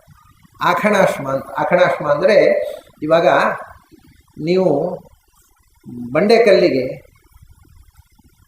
ಅದು ಏನು ಮಣ್ಣು ಅದ್ರ ಮೇಲೆ ನೀವು ಏನು ಹೊಡೆದ್ರು ಅದೇ ಮಣ್ಣಿನ ಹೆಂಟೆ ಹಾಕಿ ಇನ್ನೊಂದು ಹಾಕಿ ಅದೇ ಪುಡಿ ಆಗುತ್ತೆ, ಅದು ಬಂಡೆಕಲ್ಲು ಪುಡಿ ಆಗೋಲ್ಲ. ಅಂದರೆ ಏನು ಚಚ್ಚಿದರೂ ಪುಡಿಯಾಗದ ಬಂಡೆಕಲ್ಲು ಅಂತ ಆಖಣಾಶ್ಮ ಅಂದರೆ. ಪ್ರಾಣದೇವರು ಹೇಗೆ ಅಂದರೆ ಯಾವ ದುಷ್ಟಶಕ್ತಿ ಬಂದು ಚಚ್ಚಿದರೂ ಅದೇ ನಾಶವಾಗುತ್ತೆ ಹೊರತು ಇವರಿಗೆ ದುಷ್ಟಶಕ್ತಿ ಇಫೆಕ್ಟ್ ಆಗೋಲ್ಲ. ಆ ಹೆಸರು ಇರುವುದು ಪ್ರಾಣದೇವರಿಗೆ ಮಾತ್ರ ಉಪನಿಷತ್ತಿನಲ್ಲಿ. ಆಖಣಾಶ್ಮಾಹಿ ಸಹ. ಆದ್ದರಿಂದ ಉಪಹ್ವರತೆ ಸದಾ ದೇವರ ಸಮೀಪದಲ್ಲಿ ಇರುವುದು ಪ್ರಾಣದೇವರಿಗೆ ಮಾತ್ರ ಸಾಧ್ಯ. ಅದನ್ನು ಆಂಜನೇಯ ಅವತಾರದಲ್ಲಿ ತೋರಿಸಿಕೊಟ್ರು, ಎಲ್ಲ ಅವತಾರಗಳಲ್ಲೂ ತೋರಿಸಿಕೊಟ್ರು. ಇನ್ನೊಂದು ಅರ್ಥ ಇದೆ. ದೇವರ ಸಮೀಪಕ್ಕೆ ಹೋಗುವ ರಾಮಚಂದ್ರ ಸೀತೆಯನ್ನು ಹುಡುಕಿಕೊಂಡು ಬಂದಿದ್ದಾನೆ. ಬಂದು ಕಾಡು ಅಲೆದು ಸೀತೆ, ಇದೊಂದು ಸೀತಾ ಇರಲಿ, ಅದೊಂದು ಲೀಲೆ. ಸೀತೆಯನ್ನು ಹುಡುಕಿಕೊಂಡು ಬಂದಿದ್ದಾನೆ. ಬಂದಾಗ ರಾಮಚಂದ್ರ ಮತ್ತು ಲಕ್ಷ್ಮಣ ಬಿಲ್ಲು ಬಾಣಗಳನ್ನು ಹಿಡ್ಕೊಂಡು ಬಂದದ್ದು ನೋಡಿ ಆ ಋಷ್ಯಮುಖ ಪರ್ವತದಲ್ಲಿ ಕೂತಿದ್ದಂಥ ಸುಗ್ರೀವ ಆ ಬೆಟ್ಟ ಬಿಟ್ಟು ಯೋಜನೆ ದೂರ ಓಡಿದಂತೆ. ಯಾಕೆಂದರೆ ಹೆದರಿಕೆ. ವಾಲಿಯ ಕಡೆಯವರು ಯಾರೋ ಬಂದಿದ್ದಾರೆ. ವಾಲಿಗೆ ಋಷ್ಯಮುಖ ಪರ್ವತಕ್ಕೆ ಬರಲಿಕ್ಕೆ ಅವನಿಗೆ ಶಾಪ ಇದೆ. ಅದಕ್ಕೆ ಯಾರನ್ನೋ ಕಳಿಸಿಕೊಟ್ಟಿದ್ದಾನೆ. ಇಬ್ಬರು ಬಿಲ್ಲು ಬಾಣ ಹಿಡ್ಕೊಂಡು ಬಂದುಬಿಟ್ಟಿದ್ದಾರೆ, ನನ್ನನ್ನು ಕೊಂದುಬಿಡ್ತಾರೆ ಇವರು ಅಂತ ಹೆದರಿ ಸುಗ್ರೀವ ಋಷ್ಯಮುಖ ಪರ್ವತ ಬಿಟ್ಟು ಎಷ್ಟೋ ಯೋಜನೆ ಹಾರಿಬಿಟ್ಟಿದ್ದ, ಓಡಿಬಿಟ್ಟಿದ್ದ. ಆವಾಗ ಹನುಮಂತ ಓಡಬೇಡಯ್ಯ, ಯಾರು ಏನು ಅಂತ ನಾನು ತಿಳ್ಕೊಂಡು ಬರ್ತೀನಿ, ಗಾಬರಿ ಆಗಬೇಡ ಅಂತ ಉಪಹ್ವರತೆ ರಾಮದೇವರ ಬಳಿ ಬಂದವನು ಹನುಮಂತ. ಬಂದು ಯೋಗಕ್ಷೇಮ ವಿಚಾರಿಸಿ ಆ ಏಕಾಂತದಲ್ಲಿ ತನ್ನನ್ನು ಬಿಚ್ಚಿಕೊಂಡು ಸುಗ್ರೀವನ ವಿಷಯ ಹೇಳಿ, ವಾಲಿಯ ಕಥೆ ಹೇಳಿ, ನೀವು ಯಾರು, ತಮ್ಮ ಕಥೆಯನ್ನೆಲ್ಲ ಹೇಳಿ, ತಾವು ಯಾರು, ಎಲ್ಲಿಂದ ಬಂದವರು, ಏನು ಕಥೆ ಅಂತ ಹನುಮಂತ ಎಲ್ಲವನ್ನು ತನ್ನ ಕಥೆಯನ್ನು ಹೇಳೋದಕ್ಕೋಸ್ಕರ ರಾಮನ ಬಳಿ ಸಾರಿದವನು ಹನುಮಂತ. ಅದನ್ನೇ ಉಪಹ್ವರತೆ. ರಾಮಚಂದ್ರನ ಬಳಿ ಹೋಗ್ತಾನೆ. ರಾಮಚಂದ್ರ ಹನುಮಂತನನ್ನು ನೋಡಿ ಹೇಳಿದ ಮೊದಲನೆಯ ಮಾತು ಏನು ಗೊತ್ತುಂಟ? ನೂನಂ ವ್ಯಾಕರಣಂ ಕೃತ್ಸ್ನಂ ಅನೇನ ಬಹುಧಾ ಶ್ರುತಂ ಬಹು ವ್ಯಾಹರತಾಪ್ಯೇನ ಅನೇನ ನಕಿಂಚಿತ್ ಅಪಶಬ್ದಿತಂ. ಎಂಥ ದೊಡ್ಡ ಕ್ವಾಲಿಫಿಕೇಶನ್. ರಾಮಚಂದ್ರ ಹನುಮಂತನನ್ನು ಕಂಡ ಹನುಮಂತನ ಮಾತು ಕೇಳಿದ ಮೇಲೆ ಲಕ್ಷ್ಮಣನ ಹತ್ತಿರ ರಾಮಚಂದ್ರ ಹನುಮಂತನಿಗೆ ಕೊಟ್ಟ ಸರ್ಟಿಫಿಕೇಟ್. ಏನು ಹೇಳ್ತಾನೆ ರಾಮ? ಹನುಮಂತ ಮಾತಾಡಿದ ಅಂತ ಆಶ್ಚರ್ಯ ಅಲ್ಲ. ಯಾಕೆಂದರೆ ಕಪಿಗಳು ಮತ್ತು ಮನುಷ್ಯರ ಮಧ್ಯದಲ್ಲಿ ಒಂದು ಸ್ಪೆಸಿ ಇತ್ತು ಹಿಂದೆ. ಕೋತಿಯ ಆಕಾರ ಪೂರ್ತಿ ಹೋಗಿರಲಿಲ್ಲ, ಆದರೆ ಮನುಷ್ಯರಂತೆ ಮಾತಾಡ್ತಿದ್ರು. ಒಂದು ರೀತಿಯ ಕಾಡು ಜನಾಂಗ. ಅನರರು ಅಂತಂದರೆ ನೋಡಿ, ನರ ಅಂದರೆ ಲೈಕ್ ಹ್ಯೂಮನ್ ಬೀಯಿಂಗ್ಸ್, ಮನುಷ್ಯರಂತೆ ಮಾತನಾಡಬಲ್ಲ, ಆದರೆ ಕಪಿಗಳಂತೆ ಆಕಾರ ಇರುವ, ಕಪಿಗಳಿಂದ ಸ್ವಲ್ಪ ಅಡ್ವಾನ್ಸ್ಡ್, ಮನುಷ್ಯರಿಗೆ ಅಷ್ಟೇ ಅಡ್ವಾನ್ಸ್ ಆಗಿಲ್ಲ. ಆ ಮಧ್ಯದ ಒಂದು ಸ್ಪೆಸಿ ಅದು ಲಿಂಕ್ ಅದು. ಅದರಿಂದ ಕಪಿಗಳು ಮಾತಾಡ್ತವೆ ಅಂದರೆ ಆಶ್ಚರ್ಯ ಆಗಲಿಲ್ಲ ರಾಮಚಂದ್ರನಿಗೆ. ಒಳ್ಳೆ ನಮ್ಮ ಪೇಟೆಯ ವಿದ್ವಾಂಸರು, ವ್ಯಾಕರಣ ಓದಿ ವಿದ್ವಾಂಸ ಮಾತಾಡ್ತಾನೆ ಪರ್ವನು ಕಾಡು ಮನುಷ್ಯ ಅಂತ, ಅದು ಆಶ್ಚರ್ಯ. ಒಳ್ಳೆ ವ್ಯಾಕರಣ ಪಂಡಿತರು ಮಾತಾಡ್ತಾರೆ ಅಂತ, ಅದು ಬಹಳ ಅದ್ಭುತವಾದ ಮಾತು ಹೇಳ್ತಾನೆ ರಾಮ. ನೂನಂ ವ್ಯಾಕರಣಂ ಕೃತ್ಸ್ನಂ ಅನೇನ ಬಹುಧಾ ಶ್ರುತಂ. ಸಮಸ್ತ ವ್ಯಾಕರಣಗಳನ್ನು ತಿಳ್ಕೊಂಡಿದ್ದಾನಪ್ಪ ಇವನು. ಯಾಕೆ? ಬಹು ವ್ಯಾಹೃತ ಅನೇನ, ಇಷ್ಟು ಹೊತ್ತು ಮಾತಾಡಿದಲ್ಲ, ಒಂದು ತಪ್ಪು ಶಬ್ದ ಬರಲಿಲ್ಲ ಬಾಯಲ್ಲಿ. ಇವತ್ತು ನೀವು ಟೆಸ್ಟ್ ಮಾಡಿ ನೋಡಿ, ಯಾವ ಭಾಷೆಯಲ್ಲಿ ಆಗಲಿ ಒಬ್ಬ ಕನ್ನಡ ವಿದ್ವಾಂಸ ಅವನ ಹತ್ರ ಒಂದು 10 ನಿಮಿಷ ಮಾತಾಡಿಸಿ, 10 ತಪ್ಪು ಮಿನಿಮಮ್ ಇರ್ತದೆ, ತಪ್ಪು ಶಬ್ದಗಳು. ಸಂಸ್ಕೃತ ಪಂಡಿತರ ಹತ್ರ 10 ನಿಮಿಷ ಉಪನ್ಯಾಸ ಮಾಡಿಸಿ, ಖಂಡಿತ 10 ತಪ್ಪು ಶಬ್ದ ಅಂತ ಗ್ಯಾರಂಟಿ ಸಿಗ್ತದೆ. ಅಷ್ಟು ಸುಲಭ ಅಲ್ಲ ಒಂದು ಭಾಷೆಯನ್ನು ಸ್ವಾಧೀನ ಮಾಡುವುದು. ನೋಡ್ತಾರೆ, ಇಷ್ಟು ಹೊತ್ತು ಮಾತಾಡಿದ ಒಂದು ತಪ್ಪು ಶಬ್ದ ಅವರು ಬಾಯಿಂದ ಬರಲಿಲ್ಲಪ್ಪ, ಈಸ್ ಎ ಗ್ರೇಟ್ ಸ್ಕಾಲರ್ ಅಂತ ರಾಮಚಂದ್ರ. ಬರೀ ಶಾಸ್ತ್ರ ವ್ಯಾಕರಣ ಪಂಡಿತ ಅಲ್ಲ, ನಾನೃಗ್ವೇದ ವಿನೀತಸ್ಯ ನಾಯಜುರ್ವೇದ ಧಾರಿಣ ನಾ ಸಾಮವೇದ ವಿದುಷಃ ಶಕ್ಯಮೇವಂ ಪ್ರಭಾಷಿತು. ಇವನು ಋಗ್ವೇದ, ಯಜುರ್ವೇದ, ಸಾಮವೇದ ಎಲ್ಲ ಬಲ್ಲವರಪ್ಪ. ಇವನು 3 ವೇದ ಓದದೇ ಇದ್ದರೆ ಈಗ ಮಾತಾಡಲಿಕ್ಕೆ ಬರೋಲ್ಲ. 3 ವೇದದಲ್ಲಿ ಮಾಸ್ಟರಿ ಮಾಡದೇ ಇದ್ದವನು ಈ ಥರ ಮಾತಾಡೋದೇ ಸಾಧ್ಯ ಇಲ್ಲ. ಯಾಕೆಂದರೆ ಇವಾಗ ಒಂದು ಸಣ್ಣ ದೃಷ್ಟಾಂತ ಕೊಡ್ತೇನೆ. 3 ವೇದ ಓದಿದರೆ ಮಾತಾಡಲಿಕ್ಕೆ ಏನು, ವೇದಕ್ಕೆ ಏನು ಸಂಬಂಧ? ನಾವೆಲ್ಲ ವೇದ ಓದಿ ಮಾತಾಡೋದಲ್ವ? ಒಂದು ದೊಡ್ಡ ಸಂಗತಿ ಅಂತ ಒಂದು ಸುಮ್ಮನೆ ಇಂಥದ್ದು 100 ಸಂಗತಿಗಳಿವೆ. ಉದಾಹರಣೆಗೆ ಬೃಹಧಾತುವಿಗೆ ನಮ್ಮಲ್ಲಿ ಹೇಳ್ತಾರೆ ಎಲ್ಲರೂ, ಅದನ್ನು ಪ್ರಸಂಗ ಬಂತು ಅದಕ್ಕೋಸ್ಕರ ಹೇಳ್ತಾ ಇದ್ದಾನೆ. ಎಲ್ಲರೂ ಹೇಳ್ತಾರೆ ಏನು ಬ್ರಹ್ಮ ಅಲ್ವಾ? ನೀವು ಕೇಳಿದ್ದೆಲ್ಲರೂ ಬ್ರಹ್ಮ ಅಂತಾರೆ. ನಾನೊಬ್ಬ ತಲೆ ಕೆಟ್ಟವ ಬ್ರಹ್ಮ ಅಂತ. ಯಾಕಪ್ಪ ಇವರು ಎಲ್ಲ ಒಂಥರ, ಇವನು ದ್ವಯ ಒಂಥರ ಅಂತ ಜನ. ನಾನು ಯಾಕೆ ಬ್ರಹ್ಮ ಹೇಳ್ತೇನೆ, ಬ್ರಹ್ಮ ಅಂತ ಯಾಕೆ ಹೇಳೋಲ್ಲ? ಯಾಕೆಂದರೆ ನಾನು ವ್ಯಾಕರಣ ಓದಿದ್ದೇನೆ. ಅವರು ಓದಿಲ್ಲ, ಅದು ಓದಿದ್ರು ಅರ್ಥ ಆಗಲಿಲ್ಲ ಅವರಿಗೆ. ಅದು ಅರ್ಥ ಆಗಿದ್ದರೆ ಹೇಳ್ತಿರ್ಲಿಲ್ಲ. ಅದು ಹೋಗಲಿ, ನೀವು ವರ್ಣಮಾಲಿಕೆಯನ್ನು ಈ ರು ಆಮೇಲೆ ಏನು ರು ಅಂತ ಹೇಳೋದು ನಮ್ಮ ವ್ಯಾಕರಣ ಪಂಡಿತರು. ರು ಅಂತ ಒಂದು ಅಕ್ಷರ ಉಂಟಾ? ಅ ಇ ಉ ರು ಲುಲು ಎ ಐ ಓ. ರು ಎಲ್ಲ ಯಾಕೋತುಂಟ, ಅದು ಲುಲು ಅಂತ ಅಕ್ಷರ. ಅದೇ ಅಕಾರ ಸೇರಿದರೆ ಲಾ ಆಗುತ್ತೆ, ರು ಆಗಿದ್ರೆ ಅಕಾರ ಸೇರಿ ರಾ ಆಗಬೇಕಿತ್ತು. ದ ಪ್ರೊನೌನ್ಸ್ ಅಂದರೆ ವರ್ಣಮಾಲಿಕೆಯ ಉಚ್ಚಾರವನ್ನೇ ಮರೆತಿದ್ದಾರೆ ನಮ್ಮ ವ್ಯಾಕರಣ ಪಂಡಿತರು. ಇದೆಲ್ಲ ದುರಂತ. ಅ ಇ ಉ ರು ಏನು ಭಾಷೆ? ಯಾವ ಜಗತ್ತಿನಲ್ಲೂ ರು ಅನ್ನುವ ಅಕ್ಷರ ಇಲ್ಲ, ಜಗತ್ತಿನ ಯಾವ ಭಾಷೆಯಲ್ಲೂ ಇಲ್ಲ. ಆದ್ದರಿಂದ ನೋಡಿ ಏನು ವಿಷಯ ಅಂದರೆ, ಋತಂಭರ ಋಘ, ನಿಮಗೆ ಈ 50 ಅಕ್ಷರಗಳ ಭಗವಂತನ ರೂಪವನ್ನು ಹೇಳಿದ್ದಾರೆ ಆಚಾರ್ಯರು. ಋಗೆ ಋತಂಭರ, ಋಗೆ ಋಘ, ಲ್ಗೆ ಲುಷ, ಲ್ಗೆ ಲುಜಿ. ಅದನ್ನು ಋಷ ಋಜಿ ಅಂತ ಓದಿದರೆ ಏನು ಪ್ರಮಾದ ಆಗುತ್ತೆ ಅಂದರೆ ಅಲ್ಲಿ ಏನಿದೆ ಅಂದರೆ ಋಘಲ್ ಶೌ, ಋಘ ಋಷ ಅಲ್ಲ, ಅಲ್ಲಿ ಆಚಾರ್ಯ ಪ್ರಯೋಗ ಋಘಲ್ ಶೌ. ಋಘಲ್ ಸಂಧ್ಯೆ ಆಗುವಾಗ ಋಘಲ್ ಶೌ ಆಯಿತು, ಅದು ಬೇರೆ ಮಾಡಿದ್ರೆ ಲುಷ ಆಯಿತು. ಋಘಲ್ ಋಷವು ಇಲ್ಲ ಅಲ್ಲಿ, ಋಘಲ್ ಶೌ ಲುಜಿರೆ ಏಕಾತ್ಮ. ಶ್ಲೋಕವನ್ನೇ ಓದಲಿಕ್ಕೆ ಆಗೋದಿಲ್ಲ ನೀವು ಋ ಹೇಳಿದರೆ. ಅದನ್ನು ತಪ್ಪು ಓದಿಕೊಂಡು ಅದನ್ನು ಜೀವನ ಕಳೆದು ಬಿಟ್ಟಿದ್ದಾರೆ ಬಹಳ ಜನ ಪಂಡಿತರು, ಬಹಳ ವ್ಯರ್ಥ ಜೀವನ ಮಾಡಿಬಿಟ್ಟಿದ್ದಾರೆ. ಅದನ್ನು ಪೂಜೆ ಮಾಡುವಾಗ ನಾವು ಏನು ಹೇಳಬೇಕು? ಕಲಶ ಪೂಜೆ ಮಾಡುವಾಗ ಶತಂ ಕಲಶ ದೇವತಾ ಅಲ್ಲಿ ಆಗಲಿ, ಅಥವಾ ಮಾತೃಕಾ ನ್ಯಾಸ ಮಾಡುವಾಗ ಮಾತೃಕಾ ಮಂತ್ರದ ಜಪ, ಮಹಾಮಂತ್ರಗಳಲ್ಲಿ ಒಂದು ನಾವು ಮಂತ್ರ ಹೇಳೋದೇ ತಪ್ಪು. ಋಂ ಋತಂಭರಾಯ ನಮಃ, ಆಮೇಲೆ ಋಂ ಋಘಾಯ ನಮಃ. ಋಂ ಯಾವ ದೇವರಿಗೂ ಪ್ರೀತಿ ಅದಲ್ಲ. ಲು ಅಂದರೆ ಲುಷಾಯ ನಮಃ, ಲುಜಯೇ ನಮಃ. ಅದು ಏಂ ಏಕಾತ್ಮನೇ ನಮಃ. ಐರಾಯ ನಮಃ. ಓಂ ಓಜ ಭೃತೇ ನಮಃ, ಓಜೋ ಭೃತ ಅಲ್ಲ ಓಜ. ಔಂ ಔರಸಾಯ ನಮಃ, ಅಂತಾಯ ನಮಃ, ಅರ್ಧಗರ್ಭಾಯ ನಮಃ. ಅಂದರೆ ಅಕ್ಷರಗಳನ್ನೇ ಸರಿಯಾಗಿ ಹೇಳ್ತಾ ಇಲ್ಲ, ವರ್ಣಮಾಲಿಕೆಯ ಉಚ್ಚಾರವೇ ತಪ್ಪು. ಮತ್ತೆ ಹೇಳೋ ತಪ್ಪ ರಾಮಚಂದ್ರ, ಇವನು ಪಾಪ ಎಲ್ಲ ವೇದ ಇದು ಒಂದು ಆಯ್ತಾ. ಇನ್ನು ಬ್ರಹ್ಮಕ್ಕೆ ಬನ್ನಿ. ನಾನು ಬ್ರಹ್ಮ ಅಂತ ಯಾಕೆ ಹೇಳ್ತೇನೆ ಅಂದರೆ 3 ವಿಧವಾದ ಉಚ್ಚಾರ ಇದೆ ಅದಕ್ಕೆ, 3 ವೇದದಲ್ಲಿ. ಅದಕ್ಕೆ ವೇದ ಓದಿದರೆ ಗೊತ್ತಾಗುತ್ತೆ ಅಂತ ಹೇಳಿ. ಋಗ್ವೇದದಲ್ಲಿ ಉಚ್ಚಾರ, ಅದು ಯಾರು ಋಗ್ವೇದಗಳ ಹಾಗೆ ಉಚ್ಚಾರ ಮಾಡುವುದಿಲ್ಲ. ಋಗ್ವೇದದಲ್ಲಿ ಅದರ ಉಚ್ಚಾರ ಬ್ರಹ್ಮ ಅಂತ. ಯಾಕೆಂದರೆ ಯೋಚನೆ ಮಾಡಿ, ಬೃಹ್ ಧಾತು ಅದು ಬ್ರಹ್ ಅಂತ ರೂಪ ಆಗುತ್ತೆ. ಬ್ರಹ್ ಮಣ್ಣು ಪ್ರತ್ಯಯ ಎಲ್ಲಿ ಬರಬೇಕು? ಪ್ರತ್ಯಯ ಮಧ್ಯದಲ್ಲಿ ಬರುತ್ತಾ? ಬ್ರಾ ಮತ್ತು ಹಕಾರ ಮಧ್ಯದಲ್ಲಿ ಪ್ರತ್ಯಯ ಬರ್ತಿಲ್ಲ. ಬ್ರಹ್ ಧಾತುವಿನ ನಂತರ ಮಣ್ಣು ಪ್ರತ್ಯಯ, ಹಾಗಾದರೆ Brahman. It's very simple. Brahman ಅನ್ನತಕ್ಕಂಥದ್ದು ಆ ಶಬ್ದದ ನಿಜವಾದ ರೂಪ. ಋಗ್ವೇದದ ವ್ಯಾಕರಣದಲ್ಲಿ ಹಾಗೆಯೇ ಹೇಳಬೇಕು, ಅದನ್ನು ಬೇರೆ ರೀತಿ ಹೇಳುವುದಕ್ಕೆ ಏನೋ ಇಷ್ಟವರೆಗೆ ನನಗೆ ಓದಿದಂಥ ಗ್ರಂಥಗಳಲ್ಲಿ ಋಗ್ಪ್ರಾತಿಶಾಖ್ಯದಲ್ಲಿ ಸೂತ್ರ ಸಿಗಲಿಲ್ಲ. ಮತ್ತು ನಮ್ಮ ಲೌಕಿಕದಲ್ಲಿಯೂ ಅಷ್ಟೇ, ಯಾವ ಪಾಣಿನಿ ಆಗಲಿ ಇನ್ನೊಬ್ಬರಾಗಲಿ ಅದನ್ನು ಬ್ರಹ್ಮ ಅಂತ ರೂಪ, ಅದರ ಬ್ರಹ್ಮ ಅಂತ ಹೇಳಿ ಅಂತ ಯಾರೂ ಬರೀಲಿಲ್ಲ. ಹಾಗಾದರೆ ಹೇಗೆ ರೂಪವೋ ಹಾಗೆಯೇ ಹೇಳಬೇಕು. ಅದರಿಂದ ಬ್ರಹ್ಮನ್ ಬ್ರಹ್ಮನ್, ವಹ್ನಿ ವಹ್ನಿ, ವನ್ಹಿ ಅಲ್ಲ.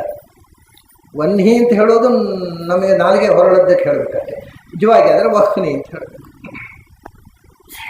ಆದರೆ ಇಲ್ಲಿ ಮುಗಿಲಿಲ್ಲ ವಿಷಯ. ಹ ಅನ್ನತಕ್ಕಂಥದ್ದು ಯಜುರ್ವೇದದಲ್ಲಿ, ಇಂಗ್ಲೀಷ್ನಲ್ಲಿ ಹೇಗೆ ಹ ಅನ್ನೋದು ಸೈಲೆಂಟು, ಹಾಗೆ ಯಜುರ್ವೇದದಲ್ಲಿ ಹ ಅನ್ನೋದನ್ನು ಸೈಲೆಂಟಾಗಿ ಉಚ್ಚಾರ ಮಾಡೋದು. ಈಗ ಹಾಸ್ಪಿಟ್ಯಾಲಿಟಿ ಅಂತ ಹೇಳೋದು ಇಂಗ್ಲೀಷ್ನಲ್ಲಿ, ಹಾಸ್ಪಿಟ್ಯಾಲಿಟಿ ಅಂತ. ಆ ಹ ಅನ್ನೋದು ನುಂಗಿಬಿಡ್ತಾರೆ. ತುಂಬ ಕಡೆ ಹಕಾರವನ್ನು ಹೀಗೆ ಉಚ್ಚಾರ ಮಾಡದೆ ಹೌದೋ ಅಲ್ವೋ ಅಂತ ಮಾತ್ರ ಅದು ಕೇಳುವಾಗ ಹ ಹೇಳಿದ್ದಾನೆ ಅನ್ನಿಸ್ಬೇಕು, ಹ ಉಚ್ಚಾರ ಮಾಡಬಾರ್ದು, ಆ ಥರ ಹೇಳಬೇಕು. ಇದು ಯಜುರ್ವೇದದಲ್ಲಿ. ಅದನ್ನು ಯಜುರ್ವೇದದಲ್ಲಿ ಬ್ರಹ್ಮ ಅಂತ ಹೇಳುವುದು ಯಜುರ್ವೇದ ಓದಿದವರು ಹಾಗೆ ಹೇಳಬೇಕಾಗಿದೆ. ಮತ್ತು ಬ್ರಹ್ಮ ಅದು ಹ ಹೌದೋ ಅಲ್ವೋ ಅಂತ ನಿಮ್ಮ ಕಿವಿ ಕೇಳಬೇಕು. ಆದರೆ ಬ್ರಹ್ಮ ಅಲ್ಲ, ಬ್ರಹ್ಮ. ಅದು ಹ ಅನ್ನೋದು ಚೂರು ಎಲ್ಲೋ ಒಂದು ಎಳೆಯಲ್ಲಿ ಬರುತ್ತೆ, ಕಿವಿಗೆ ಬಿಡುತ್ತೆ, ಅದರ ಸ್ಪಷ್ಟವಾಗಿ ಕೇಳಿಸೋದಿಲ್ಲ. ಇಂಗ್ಲೀಷ್ನಲ್ಲಿ ಎಚ್ ಹೇಗೆ ಸೈಲೆಂಟಾಗಿ ಅನೇಕ ಕಡೆ ಬರುತ್ತೆ, ಹಾಗೆ ಹಾಸ್ಪಿಟಲ್, ಹಾಸ್ಪಿಟ್ಯಾಲಿಟಿ ಹೀಗೆ ಇದ್ದ ಹಾಗೆ. ಆಮೇಲೆ ಸಾಮವೇದದಲ್ಲಿ ನೋಡಿ, ಬ್ರಹ್ಮ ಆಯಿತು, ಹ ಸ್ಪಷ್ಟವಾಗಿ ಉಚ್ಚಾರ. ಮತ್ತೊಂದು ಹ ಅನ್ನೋದು ಅಸ್ಪಷ್ಟವಾಗಿ, ಯಜುರ್ವೇದದಲ್ಲಿ ಬ್ರಹ್ಮ, ಸಾಮವೇದದಲ್ಲಿ ಬ್ರಹ್ಮ. ಇದು ಬ್ರಹ್ಮ ಅಂತ ಇದ್ದದ್ದು ಸಾಮವೇದದ್ದು, ಅದು ಎಲ್ಲರೂ ಶುರು ಮಾಡಿಬಿಟ್ರು ಅಷ್ಟೇ. ಸಾಮವೇದದಲ್ಲಿ ಬ್ರಹ್ಮ. ಯಾಕೆಂದರೆ ನೀವು ಹಾಡುವಾಗ ಅದನ್ನು ಆ ಒಂದು ಬ್ಲೆಂಡಿಂಗ್ ಬೇಕು ನಾದದಲ್ಲಿ. ಬ್ರಹ್ಮ ಅಂದರೆ ಇಂಗ್ಲೀಷ್ ಸಂಗೀತ ಹಾಗೆ ಆಗುತ್ತೆ, ಟಕ್ಕ ಟಕ್ಕ ಟಕ್ಕ ಟಕ್ಕ ಅಂತ ಕಟ್ ಮಾಡಿದ್ರೆ ಇಂಗ್ಲೀಷ್ ಡ್ರಮ್ ಬಾರಿಸಿದಾಗ ಆಗುತ್ತೆ. ಭಾರತೀಯ ಸಂಗೀತದಲ್ಲಿ ಆ ಕಟ್ ಆಗೋದಿಲ್ಲ, ಸಂಗೀತದಲ್ಲಿ ಬ್ಲೆಂಡಿಂಗ್ ಬೇಕು. ಬ್ರಹ್ಮ ಇದು ಸಾಮವೇದ, ಅದು ಬ್ರಹ್ಮ ಅಂದರೆ ಅಲ್ಲಿ ಕಟ್ ಆಗುತ್ತೆ. ಆದ್ದರಿಂದ ಸಂಗೀತದಲ್ಲಿ ಹಾಡುವಾಗ ಬ್ರಹ್ಮ ಅಂತ ಹೇಳು, ಯಜುರ್ವೇದದಲ್ಲಿ ಹ ಸೈಲೆಂಟ್ ಮಾಡಿ ಬ್ರಹ್ಮ ಹೇಳು, ನಿಜವಾದ ರೂಪ ಬ್ರಹ್ಮ. ಹೀಗೆ ಈ ಒಂದು ಶಬ್ದಕ್ಕೆ 3 ವೇದದಲ್ಲಿ 3 ಥರದ ಉಚ್ಚಾರ ಉಂಟು. ಇವಾಗ ಯಾವ ವೇದ ಗೊತ್ತಿಲ್ಲದೆ ಇದ್ದರಿಂದ ಯಾರು ಏನು ಹೇಳಿದ್ರು ಮಾಫಿ. ಹಾಗಾದರೆ ರಾಮಚಂದ್ರ ಹೇಳಿ ಸುಳ್ಳಲ್ಲ, ಹನುಮಂತರ ಉಚ್ಚಾರ ಕೇಳಿದಾಗ ಎಲ್ಲ ವೇದಗಳ ಉಚ್ಚಾರವೂ ಗೊತ್ತಿದೆ. ನಿನ್ನೆ ಕೆಲವು ವಿಷಯ ಹೇಳಿದ್ದೆ ನಾನು. ಕೆಲವು ಅಕ್ಷರವನ್ನು ಮೂಗಿನಲ್ಲಿ ಹೇಳಬೇಕು, ಕೆಲವು ಅಕ್ಷರವನ್ನು ಕಂಠದಿಂದ ಹೇಳಬೇಕು ಅನ್ನತಕ್ಕಂಥದ್ದು. ಇದೆಲ್ಲ ವೇದ ಓದಿದವರಿಗೆ ಗೊತ್ತಾಗುತ್ತೆ, ಉಳಿದವರಿಗೆ ಗೊತ್ತಾಗುತ್ತೆ. ಆ ಉಚ್ಚಾರದ ಅಂದರೆ ಫೊನೆಟಿಕ್ಸ್ ಅಂತೇನು ಹೇಳ್ತಾರೆ ಅದು. ಮತ್ತೆ ನೋಡಿ, ಢ ಅನ್ನುವ ಅಕ್ಷರ, ಅದು ಋಗ್ವೇದದಲ್ಲಿ ಳ ಮತ್ತು ಢ ಅಥವಾ ಡ ಅಕ್ಷರ. ಅದನ್ನು ಢ ಬಂದಾಗ ಢ ಆದಾಗ ಈಗ ಡ ಳ ಆಗುತ್ತೆ, ಅಗ್ನಿವೀಳೆ. ಡಕಾರ ಲಕಾರ ಆಗುತ್ತೆ, ಢಕಾರ ಏನಾಗುತ್ತೆ? ಲಕಾರ ಢಕಾರಗಳನ್ನು ಎರಡನ್ನು ಒಟ್ಟು ಮಾಡಿದರೆ ಹೇಗಾಗುತ್ತೋ ಹಾಗಾಗುತ್ತೆ. ಅದನ್ನು ಇವತ್ತು ಸಾಮಾನ್ಯವಾಗಿ ವೇದ ಹೇಳಿಕೊಡ್ತಕ್ಕವರು ಯಾರೂ ಕೂಡ ಅದನ್ನು ಹೇಗೆ ಉಚ್ಚಾರ ಮಾಡೋದು ಅನ್ನೋ ಗೊತ್ತಿಲ್ಲದೆ ಪಾಠ ಮಾಡ್ತಾ ಇದ್ದಾರೆ. ಉದಾಹರಣೆಗೆ ಸಮೂಢಮಸ್ಯ ಪಾಂಸುರೇ, ವಿಷ್ಣು ಸೂಕ್ತ ಎಲ್ಲರೂ ನಿತ್ಯ ಹೇಳೋದು.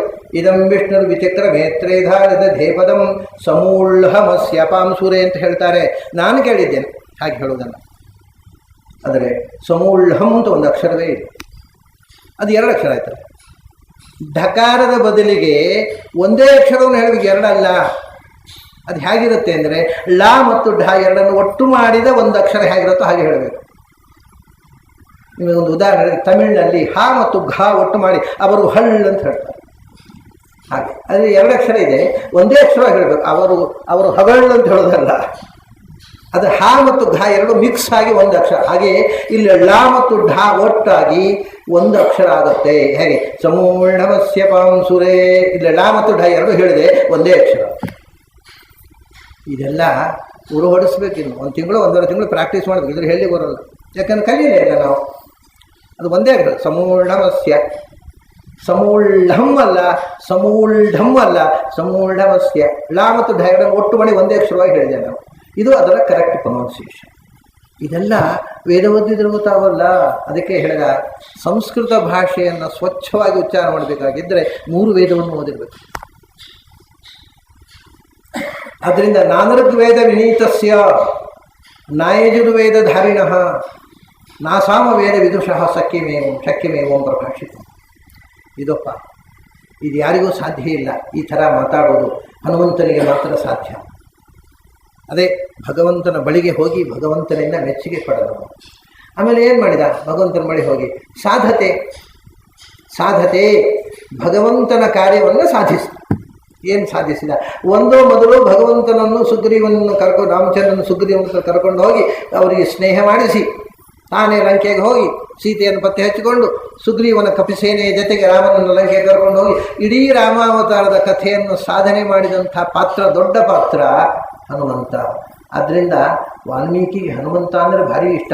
ಹನುಮಂತನ ಕಥೆ ಇರುವ ಕಾಂಡಕ್ಕೆ ಸುಂದರ ಕಾಂಡ ಅಂದರೆ ಉಳಿದದ್ದೆಲ್ಲ ಅಸುಂದರ ಅಲ್ಲ, ಇದು ಚಂದ, ಬಹಳ ಚಂದ. ವಾಯುದೇವರ ಕಥೆ ಚಂದ ಅಂತ ಸುಂದರ ಕಾಂಡ ಅಂತ ಹೆಸರಿಟ್ಟರು ಅದಕ್ಕೆ. ಅದರಿಂದ ಸಾಧಿಸಿದ ಏನನ್ನ? ಭಗವಂತನ ಅವತಾರದಲ್ಲಿ ಏನು ಭಗವಂತನಿಗೆ ತಾನು ಅವತಾರ ಅವನ ಕಾರ್ಯ ಅಂಗವಾಗಿ ಏನು ಮಾಡಬೇಕೋ ಅದನ್ನೆಲ್ಲವನ್ನು ಸಾಧಿಸಿದ. ರಾಮಚಂದ್ರನ ಸುಗ್ರೀವನ ಕಡೆ ಕರ್ಕೊಂಡೋಗಿ ಸಖ್ಯವನ್ನು ಸಾಧಿಸಿದ.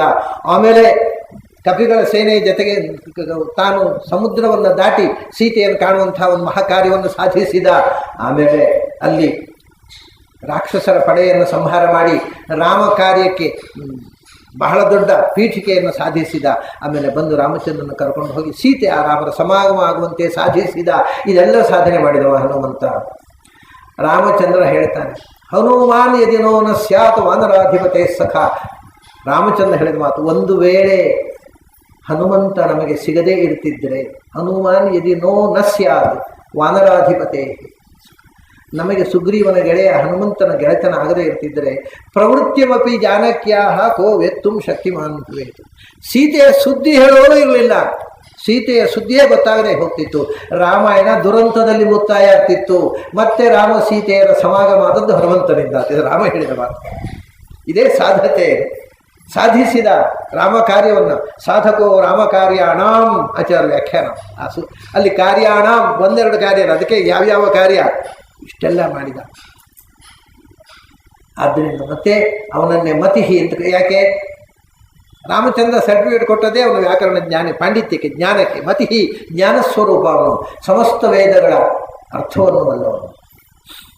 ಅದನ್ನು ಹನುಮಂತನ ಬಗ್ಗೆ ಹೇಳ್ತಾ ಮತಿಹಿ ಅನ್ನೋದನ್ನು ಒಂದು ವ್ಯಾಕರಣ, ಅವ್ರು ಏನು ಸ್ವಯಂ ವ್ಯಾಕರಣವಂತಲ್ಲ, ಕೊನೆಗೆ ರಾಮಾಯಣದ ಉತ್ತರಕಾಂಡದಲ್ಲಿ ಅತ್ಯದ್ಭುತವಾದ ಒಂದು ವಿಷಯ ಏನು ಅಂದರೆ, ಹನುಮಂತನ ಬಗ್ಗೆ ಅಗಸ್ತ್ಯ ಮುನಿಗಳು ಅವ್ರು ಹೇಳ್ತಾರೆ, ಸಸೂತ್ರ ವೃತ್ಯರ್ಥ ಪದಂ ಮಹಾರ್ಥಂ ಸಸಂಗ್ರಹಂ ಸಾಧ್ಯತಿ ವೈ ಕಪೀಂದ್ರ ಅಂತ. ಈ ಕಪಿ ಏನು ಮಾಡುತ್ತೆ? ಮುಂದೆ ಸೂತ್ರಕ್ಕೆ ಭಾಷ್ಯ ಬರೆಯುತ್ತೆ. ರಾಮಾಯಣದಲ್ಲಿರೋದ್ರಿ ಆಶ್ಚರ್ಯ ಅಲ್ವಾ? ಸಸೂತ್ರ ವೃತ್ಯರ್ಥ ಪದಂ, ಸೂತ್ರಕ್ಕೆ ವೃತ್ತಿ, ಆಮೇಲೆ ಪ್ರತಿಯೊಂದು ಪದಕ್ಕೆ ಅರ್ಥ ಹೇಳತಕ್ಕಂಥ ವಿವರಣ ರೂಪವಾದಂಥ ಭಾಷ್ಯ, ಆಮೇಲೆ ಸಂಗ್ರಹ ಭಾಷ್ಯ. ಇಷ್ಟು ಬರೆದದ್ಯಾ? ಸೂತ್ರಕ್ಕೆ ಸಂಗ್ರಹ ಭಾಷ್ಯ, ವಿಸ್ತಾರವಾದ ವೃತ್ತಿ ಮತ್ತು ಅರ್ಥವನ್ನು ವಿವರಿಸುವ ಭಾಷ್ಯ, ಅನುವ್ಯಾಖ್ಯಾನ, ಸಂಗ್ರಹ ಭಾಷ್ಯ ಮತ್ತು ಭಾಷ್ಯ. ಸಸೂತ್ರ ವೃತ್ಯರ್ಥ ಪದಂ ಸಸಂಗ್ರಹಂ ಮಹಾರ್ಥಂ, ಎಲ್ಲವೂ ಮಹಾರ್ಥ. ಯಾಕೆ ಆಚಾರ್ಯ ಅದನ್ನೇ ಹೇಳಿದರು, ಗ್ರಂಥೋಯಮಪಿ ಬಹ್ವರ್ಥ ಭಾಷ್ಯಂಚಾತ್ಯರ್ಥ ವಿಸ್ತರಂ. ನಾನು ಬರೆದಿರ್ತಕ್ಕಂಥ ಅನುವ್ಯಾಖ್ಯಾನ, ಬ್ರಹ್ಮಸೂತ್ರ ಎಲ್ಲವೂ ಮಹಾರ್ಥ ಅಂತ ಹೇಳಿದರು. ಅಲ್ಲಿ ಅಗಸ್ತ್ಯ ಹೇಳ್ತಾರೆ, ಹನುಮಂತ ಮುಂದೆ ಭಾಷ್ಯ ಬರೀತಾನೆ, ಅದು ಮಹಾರ್ಥ. ಸಸೂತ್ರ, ಇದಕ್ಕೆಲ್ಲ ಇದು ಕೋಇನ್ಸಿಡೆನ್ಸ್ ಅಲ್ರಿ, ಇದು ಋಷಿಗಳ ಹರ್ಷದರ್ಶನ. ಸಸೂತ್ರ ವೃತ್ಯರ್ಥ ಪದಂ ಮಹಾರ್ಥಂ ಸಸಂಗ್ರಹಂ ಸಾಧ್ಯತಿ ವೈ ಕಪೀಂದ್ರ. ಈ ಕಪಿ ಬ್ರಹ್ಮಸೂತ್ರಕ್ಕೆ ಸಂಗ್ರಹ ಭಾಷ್ಯ ಬರೆಯುತ್ತೆ, ವಿಸ್ತಾರವಾದ ಭಾಷ್ಯ ಬರೆಯುತ್ತೆ. ಈ ಭಾಷ್ಯ ಮಹಾರ್ಥಪೂರ್ಣವಾಗಿರುತ್ತೆ. ಮುಂದೆ ಇದು ಮಾಡುತ್ತೆ ಹೇಗೆ ಅಂತ ಅಗಸ್ತ್ಯರು ಹೇಳಿದಂಥ ವಾಲ್ಮೀಕಿ, ಇದೇನೋ ಇಲ್ಲಿ ಪ್ರಿಂಟ್ ಆದ ಪುಸ್ತಕ ಮಾಧ್ವರು ಸೇರಿಸಿದ್ದು. ಸಮಸ್ತ ದೇಶದ ಉತ್ತರ ಭಾರತದಿಂದ ಕನ್ಯಾಕುಮಾರಿ ತನಕ ಎಲ್ಲ ರಾಮಾಯಣದ ಪಾಠದಲ್ಲೂ ಈ ಶ್ಲೋಕ ಇದೆ. ಇದನ್ನು ಯಾರೂ ಪ್ರಕ್ಷಿಪ್ತ ಅಧ್ಯಾಯ ಅಂತ ಪರಿಗಣಿಸಲಿಲ್ಲ. ರಾಮಾಯಣದಲ್ಲಿ ಅನೇಕ ವ್ಯಾಖ್ಯಾನಕಾರರು ಪ್ರಕ್ಷಿಪ್ತಾಧ್ಯಾಯ ಅಂತ ತೆಗೆದುಹಾಕಿದ್ದಾರೆ. ಇದನ್ನು ಯಾರೂ ಪ್ರಕ್ಷಿಪ್ತ ಅಂತ ಹೇಳಿಲ್ಲ. ಅಷ್ಟೇ ಅಲ್ಲ, ಸ್ವಯಂ ಇಲ್ಲಿ ವ್ಯಾಕರಣ ಸ್ವಯಂ ನವ ವ್ಯಾಕರಣಾರ್ಥವೆತ್ತ ಬ್ರಹ್ಮ ಭವಿಷ್ಯತ್ಯಪಿ ತೇ ಪ್ರಸಾದಾತ್. ಇದು ವಾಲ್ಮೀಕಿ ಮಾತು. ಇವನು ನವವ್ಯಾಕರಣ ಅಂದರೆ 9 ವ್ಯಾಕರಣ ಅಂತ ಬರೀತಾರೆ ಎಲ್ಲರು. ಅಂದರೆ ಕಾಶಕೃಷ್ಣ, ಆಪಿಶಲ, ಪಾಣಿನಿ, ಜೈನ ವ್ಯಾಕರಣ ಅಲ್ಲ, ಇದೆಲ್ಲ ಈಗ 2000 ವರ್ಷ ಹಿಂದೆ ಹನುಮಂತ ಓದುವುದು ಹೇಗೆ ಇದನ್ನೆಲ್ಲ. ಅದು ಜೈನರು ಬರೆದ ವ್ಯಾಕರಣ ಅಂದರೆ ಕೆಲವು. ಈ 9 ವ್ಯಾಕರಣಗಳನ್ನು ಓದಿದ್ದ ಅಲ್ರಿ, 9 ವ್ಯಾಕರಣ ರಚನೆಯಾಗಿ ಇನ್ನೂ 2000 ವರ್ಷ ಪೂರ್ತಿ ಆಗಲಿಲ್ಲ. ಅದು ಅವನು ತ್ರೇತಾಯುಗದಲ್ಲಿದ್ದ ಹನುಮಂತ ಈ 9 ವ್ಯಾಕರಣ ಓದುವುದು ಹೇಗೆ? ನವವ್ಯಾಕರಣ ಅಂದರೆ 9 ವ್ಯಾಕರಣ ಅಲ್ಲ, ವೇದಾರ್ಥಕ್ಕೆ ಹೊಸ ಹೊಸ ವ್ಯಾಖ್ಯಾನ, ವೇದ ಮಂತ್ರಗಳಿಗೆ ಹೊಸ ಹೊಸ ಅರ್ಥವನ್ನು ಹೇಳತಕ್ಕಂಥವನು ಇವನು. ಸ್ವಯಂ ನವವ್ಯಾಕರಣಾರ್ಥವೆತ್ತ. ಮತ್ತೆ ಏನಾಗ್ತಾನೆ ಬ್ರಹ್ಮ ಭವಿಷ್ಯತ್ಯಪಿ ತೇ ಪ್ರಸಾದಾತ್. ಮುಂದಿನ ಕಲ್ಪದಲ್ಲಿ ಬ್ರಹ್ಮ ಪದವಿಗೆ ಹೋಗ್ತಾನೆ. ಆಚಾರ್ಯ ಏನು ಹೇಳಿದ್ದಾರೆ ಅದು ಅಷ್ಟನ್ನು ಸ್ಪಷ್ಟವಾಗಿ ವಾಲ್ಮೀಕಿ ರಾಮಾಯಣದಲ್ಲಿ ಹೇಳಿದ್ದಾರೆ. ಬ್ರಹ್ಮ ಭವಿಷ್ಯತ್ಯಪಿ ತೇ ಪ್ರಸಾದ. ಅದೇ ಮತಿ ಜ್ಞಾನಸ್ವರೂಪ, ಸಮಸ್ತ ವೇದಾರ್ಥವನ್ನು ಬಲ್ಲವನು. ಆಮೇಲೆ ಋತಸ್ಯ ಧೇನಾ ಅನಯಂತ ಸುಶ್ರುತ. ಋತಸ್ಯ ಧೇನಾ, ಋತ ಅಂತಂದರೆ ಯಥಾರ್ಥ ಜ್ಞಾನ ಸ್ವರೂಪನಾದ ಭಗವಂತ ಅಂತ ಅರ್ಥ. ನಿಮಗೆ ಗೊತ್ತಿದೆ ಮಂತ್ರ, ಋತಂ ಸತ್ಯಂ ಪರಂ ಬ್ರಹ್ಮ ಪುರುಷಂ ಕೃಷ್ಣಪಿಂಗಳಂ. ಅಲ್ಲಿ ಋತಂ ಸತ್ಯಂ ಪರಂ ಬ್ರಹ್ಮ. ಋತ ಅಥವಾ ಸತ್ಯ ಅನ್ನೋ ಶಬ್ದ. ಋತಂ ವದಿಷ್ಯಾಮಿ, ಸತ್ಯಂ ವದಿಷ್ಯಾಮಿ. ವೇದದಲ್ಲಿ ಋತಂ ವದಿಷ್ಯಾಮಿ, ಸತ್ಯಂ ವದಿಷ್ಯಾಮಿ ಅಂದರೆ ನಾನು ಸತ್ಯವನ್ನೇ ಹೇಳುತ್ತೇನೆ, ಸತ್ಯವನ್ನು ಬಿಟ್ಟು ಇನ್ನೇನನ್ನು ಹೇಳೋದಿಲ್ಲ ಅಂತ ಕೋರ್ಟ್ನಲ್ಲಿ ಸುಳ್ಳು ಹೇಳ್ತಾರಲ್ಲ, ಅದಲ್ಲ. ಏನು ದೊಡ್ಡ ನಾಟಕ ನೋಡಿ. ಹೇಳುವುದೇ ಸುಳ್ಳು, ಪ್ರತಿಯೊಬ್ಬನು ಹೇಳೋ ನಾನು ಸತ್ಯವನ್ನೇ ಹೇಳುತ್ತೇನೆ, ಸತ್ಯವನ್ನು ಬಿಟ್ಟು ಇನ್ನೇನನ್ನು ಹೇಳೋ, ಅದು ಒಂದು ಸುಳ್ಳು. ಶುರು ಹೇಳಿದ್ದೇ ಸುಳ್ಳು. ಆಮೇಲೆ ಯಾಕೆ ಹೇಳಿಸ್ತಾರೋ ಇವನು? ಯಾಕೆಂದರೆ ಎಲ್ಲ ಸುಳ್ಳು ಹೇಳಿಕೊಡೋದೇ ವಕೀಲರು. ಹೀಗೆ ಹೇಳು ಅವ್ರು ಕೇಳಿದರೆ ಗೊತ್ತಿಲ್ಲ ಅಂತ ಹೇಳಿಬಿಡೋದು. ಮತ್ತು ಸಾಕ್ಷಿ ಇವನು ಸತ್ಯವನ್ನು ಹೇಳ್ತೇನೆ ಪ್ರಮಾಣ ಮಾಡಿಸೋದು ಯಾಕೆ, ಸುಳ್ಳು ಹೇಳಿಸೋದು ಯಾಕೆ? ಇವತ್ತು ನಮ್ಮ ಅಂದರೆ ಇಡೀ ಪ್ರೊಸೀಜರೇ, ನ್ಯಾಯಾಂಗದ ಪ್ರೊಸೀಜರೇ ಬ್ರಿಟಿಷರು ಹೇಳಿಕೊಟ್ಟ ಹಳಸಿದ ನ್ಯಾಯಾಂಗದ ಪದ್ಧತಿ. ಅದು ಆ ಸತ್ಯವನ್ನು ಹೇಳ್ತಾರೆ ಪ್ರತಿಜ್ಞೆ ಮಾಡಿಸೋದು ಯಾಕೆ, ಸುಳ್ಳು ಹೇಳಿಸೋದು ಯಾಕೆ? ವಕೀಲರೇ ಟ್ರೈನ್ ಮಾಡ್ತಾರೆ ಸುಳ್ಳು ಹೇಳುವಂತ. ನನಗೆ ಒಂದು ಸರ್ತಿ ಕೋರ್ಟ್ನಲ್ಲಿ ಸಾಕ್ಷಿ ಬಂದಾಗ, ನೀವು ಇದನ್ನು ವಿದ್ಯಾಮಾನ್ಯರ ಕೇಸಿಗೆ ನಾನು ಸಾಕ್ಷಿ ಹೇಳಲಿಕ್ಕೆ ಹೋದಾಗ, ನೀವು ಇದನ್ನು ಸುಳ್ಳು ಹೇಳ್ತೀರಿ ಅಂತ ಹೇಳ್ತೇನೆ, ನೀವೇನು ಹೇಳ್ತೀರಿ ಅಂತ ಕೇಳಿದ್ರು. ನಾನು ಹೇಳಿದೆ, ಹೌದಾ, ನನಗೆ ಗೊತ್ತಿರಲಿಲ್ಲ, ನಾನು ಭಗವದ್ಗೀತೆಯನ್ನು ಮುಟ್ಟಿ ಸತ್ಯವನ್ನೇ ಹೇಳ್ತೇನೆ, ಪ್ರತಿಜ್ಞೆ ಮಾಡಿ ಸುಳ್ಳು ಹೇಳಲಿಕ್ಕೆ ಬರುತ್ತೆ ಅಂತ ಗೊತ್ತಿರಲಿಲ್ಲ, ನೀವು ಆಗಲೇ ಹೇಳಿದರೆ ಸುಳ್ಳು ಹೇಳ್ತಿದ್ದೆ ಅಂತ ಹೇಳಿದೆ. ಹೇಳಿ ತಕ್ಷಣ ಕೂತಿರು ವಕೀಲರು. ಆಮೇಲೆ ಹೇಳಿದೆ, ನೀವು ಸುಳ್ಳು ಹೇಳ್ಬೋದು, ಯಾಕಂದ್ರೆ ನೀವು ಪ್ರತಿಜ್ಞೆ ಮಾಡಲಿಲ್ಲ. ವಕೀಲರು ಲಾಯರ್ಸ್ ಕ್ಯಾನ್ ಲೈ, ಯಾಕೆಂದರೆ ಅವ್ರು ಗೀತೆ ಗೊತ್ತಿದ್ದು, ನಾವು ಯಾಕೆ ಸುಳ್ಳು ಹೇಳೋದು? ನಿಮಗೂ ಸುಳ್ಳು ಹೇಳಿದ್ರೆ ರೈಟ್ ಇದೆ, ನಿಮಗೂ ಪ್ರತಿಜ್ಞೆ ಮಾಡಿಸ್ಬೇಕು, ನಿಮಗೆ ಯಾಕೆ ಮಾಡಿಸೋಲ್ಲ? ಎಲ್ಲ ಅಂದರೆ ಯಾರೂ ಕೋರ್ಟಲ್ಲಿ ಹಾಗೆ ಕ್ರಾಸ್ ಎಕ್ಸಾಮಿನೇಷನ್ ಲಾಯರಿಗೆ ಮಾಡಿರಲಿಲ್ಲ. ಅವರೆಲ್ಲ ಕಂಗಾಲಾಗ್ಬಿಟ್ರು, ಈ ಪ್ರಾಣಿಗೆ ಯಾಕೆ ಕರೆದೇವಪ್ಪ ಅಂತ. ಕೇಳಬೇಕು ಲಾಯರ್ಸ್ ಹತ್ರ. ಅವರು ನಮ್ಮ ಹತ್ರ ಮಾತ್ರ ಕೇಳೋದೇನು, ನೀವು ಸುಳ್ಳು ಹೇಳ್ತೀವಿ, ನೀವು ಸುಳ್ಳು ಹೇಳೋದು, ನೀವು ಸುಳ್ಳು ಹೇಳೋದು ಯಾಕೆ ಹೇಳೋದಿಲ್ಲ? ನೀವು ನಮಗೆ ಸುಳ್ಳು ಹೇಳಕ್ಕೆ ಹೇಳಿಕೊಟ್ಟಿದ್ದೀವಿ, ನೀವು ಸುಳ್ಳು ಹೇಳಿದ್ರೆ ಏನು ಗ್ಯಾರಂಟಿ? ಆದರೆ ಋತಂ ಅಂದರೆ ಸತ್ಯವನ್ನು ಹೇಳ್ತೇನೆ ಅಂತ ಅಲ್ಲ. ಋತಂ ವದಿಷ್ಯಾಮಿ, ಸತ್ಯಂ ವದಿಷ್ಯಾಮಿ. ಅದು ಏನು ಬರುತ್ತೆ ಅಲ್ಲಿ? ಶುರು ಎಲ್ಲ ದೇವತಾ ನಮಸ್ಕಾರ ಆಯಿತು. ನಮೋ ಬ್ರಹ್ಮಣೆ, ನಮಸ್ತೆ ವಾಯು, ತ್ವಮೇವ ಪ್ರತ್ಯಕ್ಷಂ ಬ್ರಹ್ಮ ವದಿಷ್ಯಾಮಿ, ತ್ವಾಮೇವ ಪ್ರತ್ಯಕ್ಷಂ ಬ್ರಹ್ಮ ವದಿಷ್ಯಾಮಿ, ತ್ವಮೇವ ಪ್ರತ್ಯಕ್ಷಂ ಬ್ರಹ್ಮಾಸಿ, ತ್ವಾಮೇವ ಪ್ರತ್ಯಕ್ಷಂ ಬ್ರಹ್ಮ ವದಿಷ್ಯಾಮಿ. ಈಗ ಹೇಳ್ತಾರೆ ಯಾರಾದರೂ ಹಾಗೆ? ಇಲ್ಲ, ತ್ವಮೇವ ಪ್ರತ್ಯಕ್ಷಂ ಬ್ರಹ್ಮ ವದಿಷ್ಯಾಮಿ ಅಂತ ಹೇಳ್ತಾರೆ. ಆ ರೀತಿ ಪಾಠ ಪ್ರಾಚೀನ ವೇದದಲ್ಲಿ ಎಲ್ಲಿಯೂ ಇಲ್ಲ. ಯಾವ ವ್ಯಾಖ್ಯಾನಕಾರರು ಹಾಗೆ ವ್ಯಾಖ್ಯಾನ ಬರೆಯಲಿಲ್ಲ. ಅದು ಯಾಕೋ ಇದೆ, ತಪ್ಪು ಪಾಠಗಳು ಅಧ್ಯಯನ ಪರಂಪರೆಯಲ್ಲಿ ಬಂದವು. ತ್ವಮೇವ ಪ್ರತ್ಯಕ್ಷಂ ಬ್ರಹ್ಮ ವದಿಷ್ಯಾಮಿ ಅಂತ ಪಾಠ, ಅದಕ್ಕೆ ತ್ವಾಮೇವ ಅಂತ ಅರ್ಥ ಅಂತ ಬರೀತಾರೆ ಎಲ್ಲರೂ. ಆದರೆ ಎಲ್ಲಿಯೂ ಪ್ರಾಚೀನ ವ್ಯಾಖ್ಯಾನಗಳಲ್ಲಿ ತ್ವಮೇವ ಪಾಠವೇ ಇಲ್ಲ. ಆಮೇಲೆ ಅಷ್ಟೇ ಅಲ್ಲ, ಋಷಿಕೇಶ ತೀರ್ಥರು ಬರೆದಿಟ್ಟಿದ್ದಾರೆ, ಅದರಲ್ಲಿ ತ್ವಾಮೇವ ಪ್ರತ್ಯಕ್ಷಂ ಬ್ರಹ್ಮ, ಆಚಾರ್ಯರು ಸಾಕ್ಷಾತ್ ಶಿಷ್ಯರು ಬರೆದಿಟ್ಟಿದ್ದಾರೆ. ತ್ವಾಮೇವ ಪ್ರತ್ಯಕ್ಷಂ, ಕೊನೆಗೆ ತ್ವಾಮೇವ ಪ್ರತ್ಯಕ್ಷಂ ಬ್ರಹ್ಮಾವಾದಿಶಂ, ಅಲ್ಲಿ ಮಾತ್ರ ಅಲ್ಲ, ಇಲ್ಲಿ ಕೂಡ ತ್ವಮೇವ ಪ್ರತ್ಯಕ್ಷಂ ಬ್ರಹ್ಮಾಸಿ, ತ್ವಾಮೇವ ಪ್ರತ್ಯಕ್ಷಂ ಬ್ರಹ್ಮ ವದಿಷ್ಯಾಮಿ, ಋತಂ ವದಿಷ್ಯಾಮಿ, ಸತ್ಯಂ ವದಿಷ್ಯಾಮಿ. ಋತಂ ವದಿಷ್ಯಾಮಿ, ಸತ್ಯಂ ವದಿಷ್ಯಾಮಿ ಏನು? ಯಥಾರ್ಥ ಜ್ಞಾನ ಸ್ವರೂಪ ಭಗವಂತ ಅಂತ ನಾನು ಹೇಳ್ತೇನೆ. ಭಗವಂತ ರಥ ಋತಂ ಯಥಾರ್ಥ ವಿಜ್ಞಾನಂ ಸತ್ಯಂ ತತ್ಪೂರ್ವಿಕಾ ಕೃತಿ. ಭಗವಂತ ಸತ್ಯ ಯಥಾರ್ಥವನ್ನು ಬಲ್ಲವನು ಮತ್ತು ಯಥಾರ್ಥವಾದ ಪ್ರಪಂಚವನ್ನು ಸೃಷ್ಟಿ ಮಾಡಿದವನು. ಇದೇ ಋತಂ ಸತ್ಯಂ. ಹಾಗಾಗಿ ಭಗವಂತ ಯಥಾರ್ಥ ಜ್ಞಾನ ಸ್ವರೂಪ. ಇವನು ಮತಿ, ಅವನು ಋತ. ಇವನು ಮತಿ ಜ್ಞಾನ ಸ್ವರೂಪ, ಅವನು ಅದು ಜ್ಞಾನದ ಅನಂತವಾದ ಜ್ಞಾನದ ಕಡಲು. ಅಂಥ ಋತಂ ಋತಸ್ಯ ಧೇನಾಹ. ಧೇನು ಅಂದರೆ ಗೋವು. ಗೋವು ಅಂದರೆ ಮಾತು. ಗೌರವಾಗ್ವಾಣಿ ಸರಸ್ವತಿ ಅಂತ ಕೋಶ ಹೇಳ್ತಾರಲ್ಲ, ಅವರ ಕೋಶ ಊರು ಹಾಕಿದವರು ಹೇಳ್ತಾರೆ. ಗೌಹು ಅಂದರೆ ಸಂಸ್ಕೃತದಲ್ಲಿ ಹಸುವಿನ ವಾಚಕವಾದ ಏನೇನು ಶಬ್ದಗಳಿವೆ ಅದೆಲ್ಲವೂ ಜ್ಞಾನವಾಚಕ. ಧೇನು ಅಂದರೂ ಜ್ಞಾನ ಅಥವಾ ಜ್ಞಾನವನ್ನು ಕೊಡ್ತಕ್ಕಂಥ ವೇದವಚನ. ಗೌಹು ಅಂದರೂ ವೇದವಚನ. ಅದು ಧೇನಾಹ ಅಂದರೆ ಭಗವಂತನ ಮಾತುಗಳು. ಋತಸ್ಯ ಧೇನಾಹ ಭಗವಂತನ ಮಾತುಗಳು. ಗಾವಹ ಅಂದರೂ ಮಾತುಗಳು. ಪಶು ಅಂದರೂ ಮಾತು. ಯಜಮಾನಸ್ಯ ಪಶೂನ್ ಪಾಹಿ ಅಂತ ಹೇಳುತ್ತೆ ವೇದ. ಅಂದರೆ ಏನಪ್ಪ, ಹಟ್ಟಿಯಲ್ಲಿರತಕ್ಕ ನಮ್ಮ ದನಕರುಗಳನ್ನು ರಕ್ಷಣೆ ಮಾಡುವಂಥ ಅರ್ಥವ ಅಲ್ಲ. ಯಜಮಾನನ ವೇದವಿದ್ಯೆಯನ್ನು ರಕ್ಷಣೆ ಮಾಡುವನು. ಪಾಂತಿ ಸಂಸಾಧನಶ್ಚೇತಿ ವೇದಾಹ ಪಶವ ಈಡಿತಾಹ. ವೇದಗಳನ್ನು ಯಜಮಾನನಲ್ಲಿ ಇರತಕ್ಕಂಥ ವೈದಿಕ ವಿದ್ಯೆಯನ್ನು ರಕ್ಷಣೆ ಮಾಡುವಂಥ ಅರ್ಥ. ಪಶು ಅಂದರೆ ವೇದವಿದ್ಯೆ, ಗೋವು ಅಂದರೆ ಜ್ಞಾನ, ಗೋವು ಅಂದರೆ ಮಾತು, ಮಾತು ಅಥವಾ ಜ್ಞಾನ.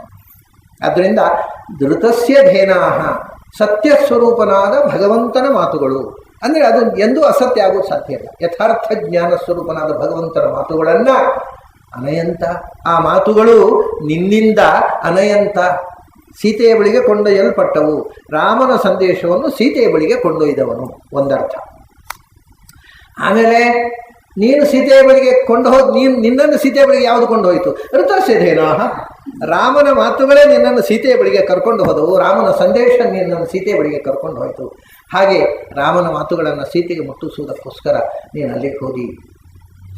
ಋತಸ್ಯ ಧೇನಾಹ ಎಂಥ ಮಾತುಗಳು? ಸಶ್ರುತಃ. ಸಶ್ರುತಃ ಅಂದರೆ ಸದಾ ಸ್ರವಂತಿ, ಅಮೃತಸ್ರಾವಿಗಳು. ಅಮೃತದಂಥ ಮಾತು ಅಂತ ಹೇಳ್ತೇವಲ್ಲ, ಆ ಅಮೃತಸ್ಯಂದಿಯಾದಂಥ ಅಮೃತದಂಥ ಮಾತು. ಇವಾಗ ನಾನು ರಾಮಚಂದ್ರ ಹನುಮಂತನ ಬಗ್ಗೆ ಆಡಿದ ಮಾತು ಉಂಟಲ್ವ, ಅದೆಲ್ಲವೂ ಬಂತು ಋತಸ್ಯ ಧೇನ. ಹನುಮಂತನ ಪ್ರಶಂಸಾರೂಪವಾಗಿರತಕ್ಕಂಥ. ಅದರ ಮೇಲೆ ಇನ್ನೂ ವಿಶೇಷ ಅಂದರೆ ಋತಸ್ಯ ಧೇನಾಹ ಭಗವಂತನ ಮಾತುಗಳು, ಅಂದರೆ ಅಪೌರುಷೇಯವಾದ ವೇದಗಳು. ಅವನ್ನ ಅನಯಂತ ನಮಗೆ ತಂದು ಕೊಟ್ಟವರು. ಇಲ್ಲದೇ ಇದ್ದರೆ ಭಗವಂತನ ವೇದ ಮಾತುಗಳು ಯಾವ್ಯಾವುದೋ ಭಾಷೆ ಓದ್ಕೊಂಡು ಅಪಾರ್ಥದಲ್ಲೇ ಇದ್ದು ಬಿಡ್ತಿದ್ದೆವು ನಾವು. ನಮ್ಗೆ ಸರಿಯಾದ ಅರ್ಥವೇ ಆಗ್ತಾ ಇರಲಿಲ್ಲ, ತಪ್ಪು ಅರ್ಥ ಆಗ್ತಿತ್ತು. ಎಷ್ಟು ತಪ್ಪು ಅಂದರೆ, ನಿಮಗೆ ಒಂದು ಋಗ್ವೇದದಲ್ಲಿ ಒಂದು ಮಂತ್ರ ಇದೆ. ಆ ಮಂತ್ರ ಮೇಲ್ನೋಟಕ್ಕೆ ಏನು ನೋಟು ಗೊತ್ತುಂಟ? ಸೂರ್ಯ ರಥಕ್ಕೆ ಕುದುರೆಯನ್ನು ಕಟ್ಟಿದ, ಬೆಳಗಿನ ಸಂಜೆಯ ತನಕ ಓಡಿಸಿದ, ಒಂದು ಭೂಪ್ರದಕ್ಷಿಣೆ ಆಯಿತು, ಕುದುರೆಗಳಿಗೆ ಸುತ್ತಾಗೋಯ್ತು.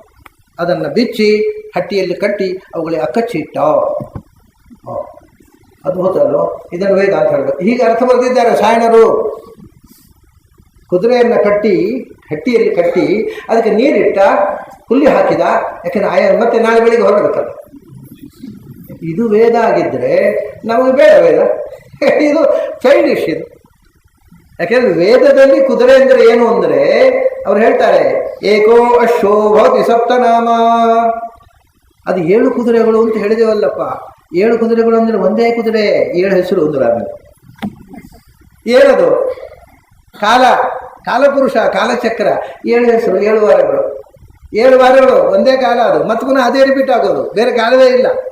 ಏಕೋ ಅಶ್ವೋ ಒಂದು. ಮತ್ತೊಂದು ವಾತಾವರಣದಲ್ಲಿರತಕ್ಕಂಥ 7 ಕುದುರೆಗಳು ಅಂದರೆ 7 ಕಲರ್ಸ್.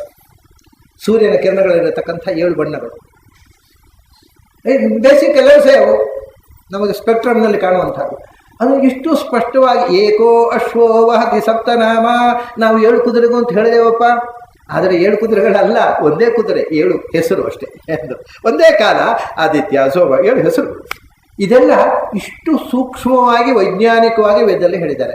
ಅದನ್ನು ನೋಡಿದ್ರೆ ಅವನು ರಥವಾದ ಕುದುರೆಯನ್ನು ಹಟ್ಟಿಯಲ್ಲಿ ಕಟ್ಟಿದ, ಅದಕ್ಕೆ ಅಕ್ಕಚ್ಚಿ ಇಟ್ಟ, ಹುಲ್ಲಿಟ್ಟ ಅಂತ ಹೇಳ್ತಾರೆ ಸಾಯಣರು. ಇಂಥ ವೇದ ಬೇಕಾ ನಮಗೆ? ಪ್ರತಿಯೊಂದು ವೇದ ಮಂತ್ರಗಳಿಗೆ ಅಧ್ಯಾತ್ಮದ ಅರ್ಥ ಇದೆ, ಅದನ್ನು ವಾಚ್ಯಾರ್ಥದಲ್ಲಿ ನಿಲ್ಲಬೇಡಿ ಅಂತ ಹೇಳಿದವರು ಆಚಾರ್ಯ. ಅದಕ್ಕೆ ಒಂದು ಸ್ಪಿರಿಚುವಲ್ ಮೀನಿಂಗ್ ಇದೆ. ಇದನ್ನು ಗುರುತಿಸಿದವರು ಕಪಾಲಿ ಶಾಸ್ತ್ರಿಗಳು ಅಂತ ಒಬ್ಬರಿದ್ದರು ಮಡ್ರಾಸ್ನ. ಅವರು ಸ್ಮಾರ್ತರು, ಹೆಸರೇ ಗೊತ್ತಾಗಲ್ಲ, ಕಪಾಲಿ ಶಾಸ್ತ್ರಿಗಳು ಸ್ಮಾರ್ತರು, ಕಟ್ಟಾ ಸ್ಮಾರ್ತರು. ಅವರು ಸಾಯಣ ಭಾಷ್ಯವನ್ನೇ ಓದಿಯೇ ವೇದ ಓದ್ದವರು, ಅದು ಸಾಯಣ ಭಾಷ್ಯದ ಅನುಸಾರವಾಗಿ. ಆದರೆ ಅವರು ಒಂದು ಕಡೆ ಏನು ಹೇಳ್ತಾರೆ ಗೊತ್ತಾ, ಅವರು ವೇದಕ್ಕೆ ಅರ್ಥ ಬರೆದದ್ದು ಸಾಯಣದ ಅರ್ಥ ಇಷ್ಟ ಆಗದೆ, ಸಾಯಣದ ಈ ಅರ್ಥ ಇದಕ್ಕೇನೋ ಒಳ ಅರ್ಥ ಇದೆ, ನಮಗೆ ಇನ್ಸೈಟ್ ಇಲ್ಲದೆ ನಾವು ವೇದಕ್ಕೆ ಅರ್ಥ ಹೇಳಬಾರದು ಅಂತ ಅವರು ಒಂದು ಅರ್ಥ ಬರೆದು ಮುನ್ನುಡಿಯಲ್ಲಿ ಬರೀತಾರೆ. ನಿಜವಾಗಿ ಆದರೆ ವೇದಕ್ಕೆ ಅಧ್ಯಾತ್ಮದ ಅರ್ಥ ಉಂಟು ಅಂತ ನಮಗೆ ಗೊತ್ತಾದದ್ದೇ ಮಧ್ವಾಚಾರ್ಯರಿಂದ. ಅಲ್ಲಿ ತನಕ ಹೊರಗಿನ ಅರ್ಥದಲ್ಲೇ ಇದ್ದೆವು. ವೇದಾನಾಂ, ಇದು ಕಪಾಲಿ ಶಾಸ್ತ್ರಿಗಳು ಕಟ್ಟ ಅದ್ವೈತಿಗಳು ಹೇಳಿದ ಮಾತು, ವೇದಾನಾಂ ಅಧ್ಯಾತ್ಮ ಪರತಾ ನಾಸ್ತೀತಿ ಕೋನಾಮ ಬ್ರೂತೆ ಮಧ್ವಭಾಷ್ಯೇಶು ಜಾಗ್ರತ್ಸು. ಮಧ್ವಾಚಾರ್ಯ ಭಾಷ್ಯ ಇರುವಷ್ಟು ಕಾಲ ವೇದಕ್ಕೆ ಅಧ್ಯಾತ್ಮದ ಅರ್ಥ ಇಲ್ಲ ಅಂತ ಹೇಳುವ ಧೈರ್ಯ ಯಾರು ಮಾಡ್ತಾರೆ? ಇದನ್ನೊಬ್ಬ ಕಟ್ಟ ಅದ್ವೈತಿ ಸ್ಮಾರತ ಹೇಳಿದ ಮಾತು.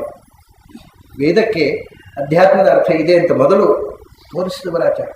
ಒಳಗಿನ ಅರ್ಥಕ್ಕೆ ನೋಡಿ, ನಿಮ್ಗೆ ಗೊತ್ತಿದೆ, ಅದೇ ಋತಸ್ಯಧೇನಾಹ ಅನಯಂತ, ಭಗವಂತನ ಮಾತನ್ನು ಜನಾಂಗಕ್ಕೆ ಮುಟ್ಟಿಸಿದರು. ಅದರ ಅಂತರಂಗದ ಅರ್ಥವನ್ನು, ಅದು ವಾಯುದೇವರು, ಅದು ಹನುಮಂತನೂ ಹೌದು, ಭೀಮನೂ ಹೌದು, ಆಚಾರ್ಯ ಮಧ್ವಂತೂ. ಅದಕ್ಕೋಸ್ಕರ ಭಾಷ್ಯ ಬರೆದು ಏನು ನಿಮಗೊಂದು ಉದಾಹರಣೆ ಕೊಡ್ತೇನೆ.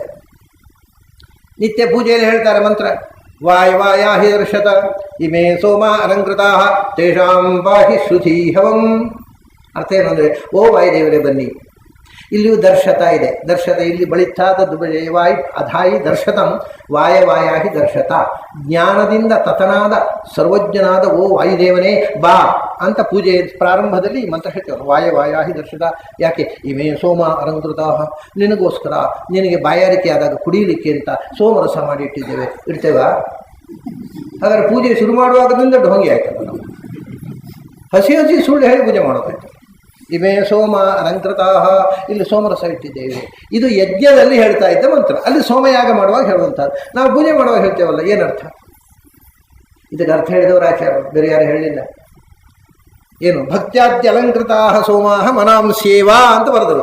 ಸೋಮ ಅಂದರೆ ಸೋಮ ಅಲ್ಲಪ್ಪ, ಸೋಮ ಅಂದರೆ ಚಂದ್ರ ಅಲ್ವಾ ಒಂದು ಅರ್ಥ. ಚಂದ್ರ ಯಾವುದರ ಅಭಿಮಾನಿ ದೇವತೆ? ಮನೋಭಿಮಾನಿ ಅಲ್ವಾ? ಅದು ಸೋಮ ಅಂದರೆ ಮನಸ್ಸು. ಹಾಗಾಗಿ ಅಲಂಕೃತಾ ಸೋಮ ಅಂದರೆ ಭಕ್ತಿ ತುಂಬಿದ ಮನಸ್ಸಿನಿಂದ ನಿಮ್ಮನ್ನು ಕರೀತಾ ಇದ್ದೇವೆ ಬನ್ನಿ ಅಂತ ಅರ್ಥಪ್ಪ. ಅದರಿಂದ ಪೂಜೆ ಮಾಡುವಾಗ ಮನಃಪೂರ್ವಕವಾಗಿ ಭಕ್ತಿಯಿಂದ ಕರೀತಾ ಇದ್ದೇವೆ ಅಂತ ಅರ್ಥ, ಹೊರತು ಸೋಮರಸ ಇಟ್ಟು ಪೂಜೆ ಮಾಡಿಬಿಟ್ರಿ. ಇನ್ನೊಂದು ಅರ್ಥ, ಸೋಮ ಅಂದರೆ ಉಮಯ ಸಹಿತ ಸೋಮ. ಸೋಮ ಅಂದರೆ ರುದ್ರ, ಉಮಾ ಸಹಿತನಾದ ಸೋಮ, ಸೋಮೇಶ್ವರ ಅಂತ ಹೇಳ್ತಾರಲ್ಲ. ಸೋಮ ಅಂದರೆ ಮೊದಲನೇದು ಚಂದ್ರ. ಚಂದ್ರ ಸೋಮರಸ, ಸೋಮಲತಾಭಿಮಾನಿ, ವನಸ್ಪತಿ ಅಭಿಮಾನಿ ದೇವತೆ. ಸೋಮ ಅಂದರೆ ರುದ್ರ ಅಂತಕೊಂಡ್ರೆ ರುದ್ರ ಮನೋಭಿಮಾನಿ. ಪ್ರಪಂಚೇ ಚ ಪಂಚೆ ಉನ್ಮಮ ಮನಸ್ತಮಸ್ತಾಡಯ. ನಮ್ಮ ಮನಸ್ಸಲ್ಲಿರ್ತಕ್ಕಂಥ 5 ಬಗೆಯ ಅಜ್ಞಾನಗಳನ್ನು ಪಂಚವಿಧ ಅಂತಃಕರಣದಲ್ಲಿ ಕೂತು ಅಜ್ಞಾನವನ್ನು ತೊಡೆದು ನನಗೆ ಜ್ಞಾನ ಕೊಡು ಓ ಶಿವನೇ ಅಂತ ನಾರಾಯಣ ಪಂಡಿತರು ಸ್ತೋತ್ರ ಮಾಡಿದರು ಶಿವಸ್ತುತಿಯಾಗಿ. ಆದ್ದರಿಂದ ಸೋಮ ಅಂದರೆ ಶಿವ, ಶಿವನು ಮನೋಭಿಮಾನಿ. ಆದ್ದರಿಂದ ಸೋಮ ಅಂದರೆ ಮನಸ್ಸು, ಅಂತಃಕರಣ, ಹೃದಯ ತುಂಬಿ ಭಕ್ತಿಯಿಂದ ನಿಮ್ಮನ್ನು ಕರೀತಾ ಇದ್ದೇವೆ ಬನ್ನಿ ಅಂತ ಅರ್ಥ ಅಂತ ಈ ಅರ್ಥ ಕೊಟ್ಟವರು ಆಚಾರ್ಯರು. ಅಲ್ಲಿ ತನಕ ಸೋಮ ಅಂದರೆ ಸೋಮರಸ, ಬೇರೆ ಅರ್ಥವೇ ಗೊತ್ತಿಲ್ಲ. ಇದೇ ಋತಸ್ಯಧೇನಾಹ ಅನಯಂತ, ಭಗವಂತನ ಮಾತುಗಳನ್ನು ನಮ್ಮ ತನಕ ತಂದರು, ನಮಗೂ ಅರ್ಥ ಆಗುವಾಗೆ ಅದನ್ನು ವಿವರಿಸಿ ಹೇಳಿದರು. ಅದು ಸಶ್ರುತಃ ರಸಸ್ಯಂದಿಯಾದ ಮಾತುಗಳು. ಏನು ರುಚಿ ಅದು, ಅದರ ರುಚಿ ಗೊತ್ತಾದ ಇವರು ಅರ್ಥ ಹೇಳಿದ ಮೇಲೆ. ಅಲ್ಲಿ ತನಕ ಅದೇ ಕುದುರೆಯನ್ನು ಹಟ್ಟಿಯಲ್ಲಿ ಕಟ್ಟುವುದು, ಕಚ್ಚಿಡುವುದು, ಇಷ್ಟೇ. ಅದು ಏನು ರುಚಿ ಆಯಿತು? ಅದು ಕುದುರೆಗೂ ರುಚಿಯಲ್ಲ, ನಮಗೂ ರುಚಿಯಲ್ಲ. ಆದರೆ ನಿಜವಾದ ಅಂತರಂಗದ ಅರ್ಥವನ್ನು ಬಿಚ್ಚಿಟ್ಟು ತೋರಿಸಿದವರು ಆಚಾರ್ಯ ಮಾತು. ನೋಡಿ, ಅಗ್ನಿಮೀಳೆ ಅಂತಂದರೆ ಬೆಂಕಿಯನ್ನು ಸ್ತೋತ್ರ ಮಾಡೋದು ಅಂತ ಎಲ್ಲರೂ ಬರೆದರು. ಪ್ರಾರಂಭದಲ್ಲೇ ಶುರುವಾಗೋಯ್ತು. ಆದರೆ ಆಚಾರ್ಯ ಹೇಳಿದರು, ಅಗ್ನಿ ಅಂತಂದರೆ ಬೆಂಕಿ ಅಲ್ಲ, ಬೆಂಕಿಯನ್ನು ನಿಯಂತ್ರಿಸ್ತಕ್ಕ ದೇವತೆ ಅಂತ ಅರ್ಥ. ಅದಷ್ಟೊಂದು ಸತ್ಯವ? ಜಡವನ್ನು ಸ್ತೋತ್ರ ಮಾಡೋದಲ್ಲ ಅಲ್ಲ.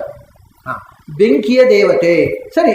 ಅಗ್ನಿ ಅಂತ ಒಬ್ಬ ಬೆಂಕಿಯ ದೇವತೆ ಇದ್ದಾನೆ, ಆದರೆ ಅವನನ್ನು ನಿಯಂತ್ರಿಸುವ ಒಬ್ಬ ಅಗ್ನಿ ಇದ್ದಾನಲ್ಲ. ಅಗ ನಿನ್ನ ಹೇಳಿದ, ಅಗ ಅಂದರೆ ಚಲಿಸದೇ ಇದ್ದದ್ದಕ್ಕೆ ಚಲನೆ ಕೊಡುವವ. ಅಗ್ನಿಗೂ ಚಲನೆ ಕೊಟ್ಟವ ಇದ್ದಾರಲ್ಲಪ್ಪ. ಸರ್ವಚಾಲಕ ಶಕ್ತಿ ಪ್ರಾಣದೇವರಲ್ವ, ಅದನ್ನು ಅವರು ಅಗ್ನಿ. ಪ್ರಾಣದೇವರಿಗೂ ಚಲನೆ ಕೊಟ್ಟ ಒಬ್ಬ ಇದ್ದಾನಲ್ಲ, ಅವನು ನಿಜವಾದ ಅಗ್ನಿ ಅಂತ. ಹೀಗೆ ಪ್ರತಿಯೊಂದು ಶಬ್ದಕ್ಕೆ ರೂಢ ಅರ್ಥವನ್ನು ಬಿಟ್ಟು ಎಟಿಮಲಾಜಿಕಲ್ ಮೀನಿಂಗು, ನಿರ್ವಚನದ ಅರ್ಥವನ್ನು ಮಾಡಿ ಅಂತ ಹೇಳಿದವರು ಆಚಾರ್ಯರು. ಇದನ್ನು ಮೊದಲು ಆಚಾರ್ಯರು ಹೇಳಿದ್ದಲ್ಲ, ಅಕ್ಷರ ಸಾಮ್ಯಾತ್ ನಿರ್ಬ್ರೂಯಾತ್ ನ ಚೈವ ನ ನಿರ್ಬ್ರೂಯಾತ್ ಅಂತ ಯಾಸ್ಕ ಹೇಳಿದ.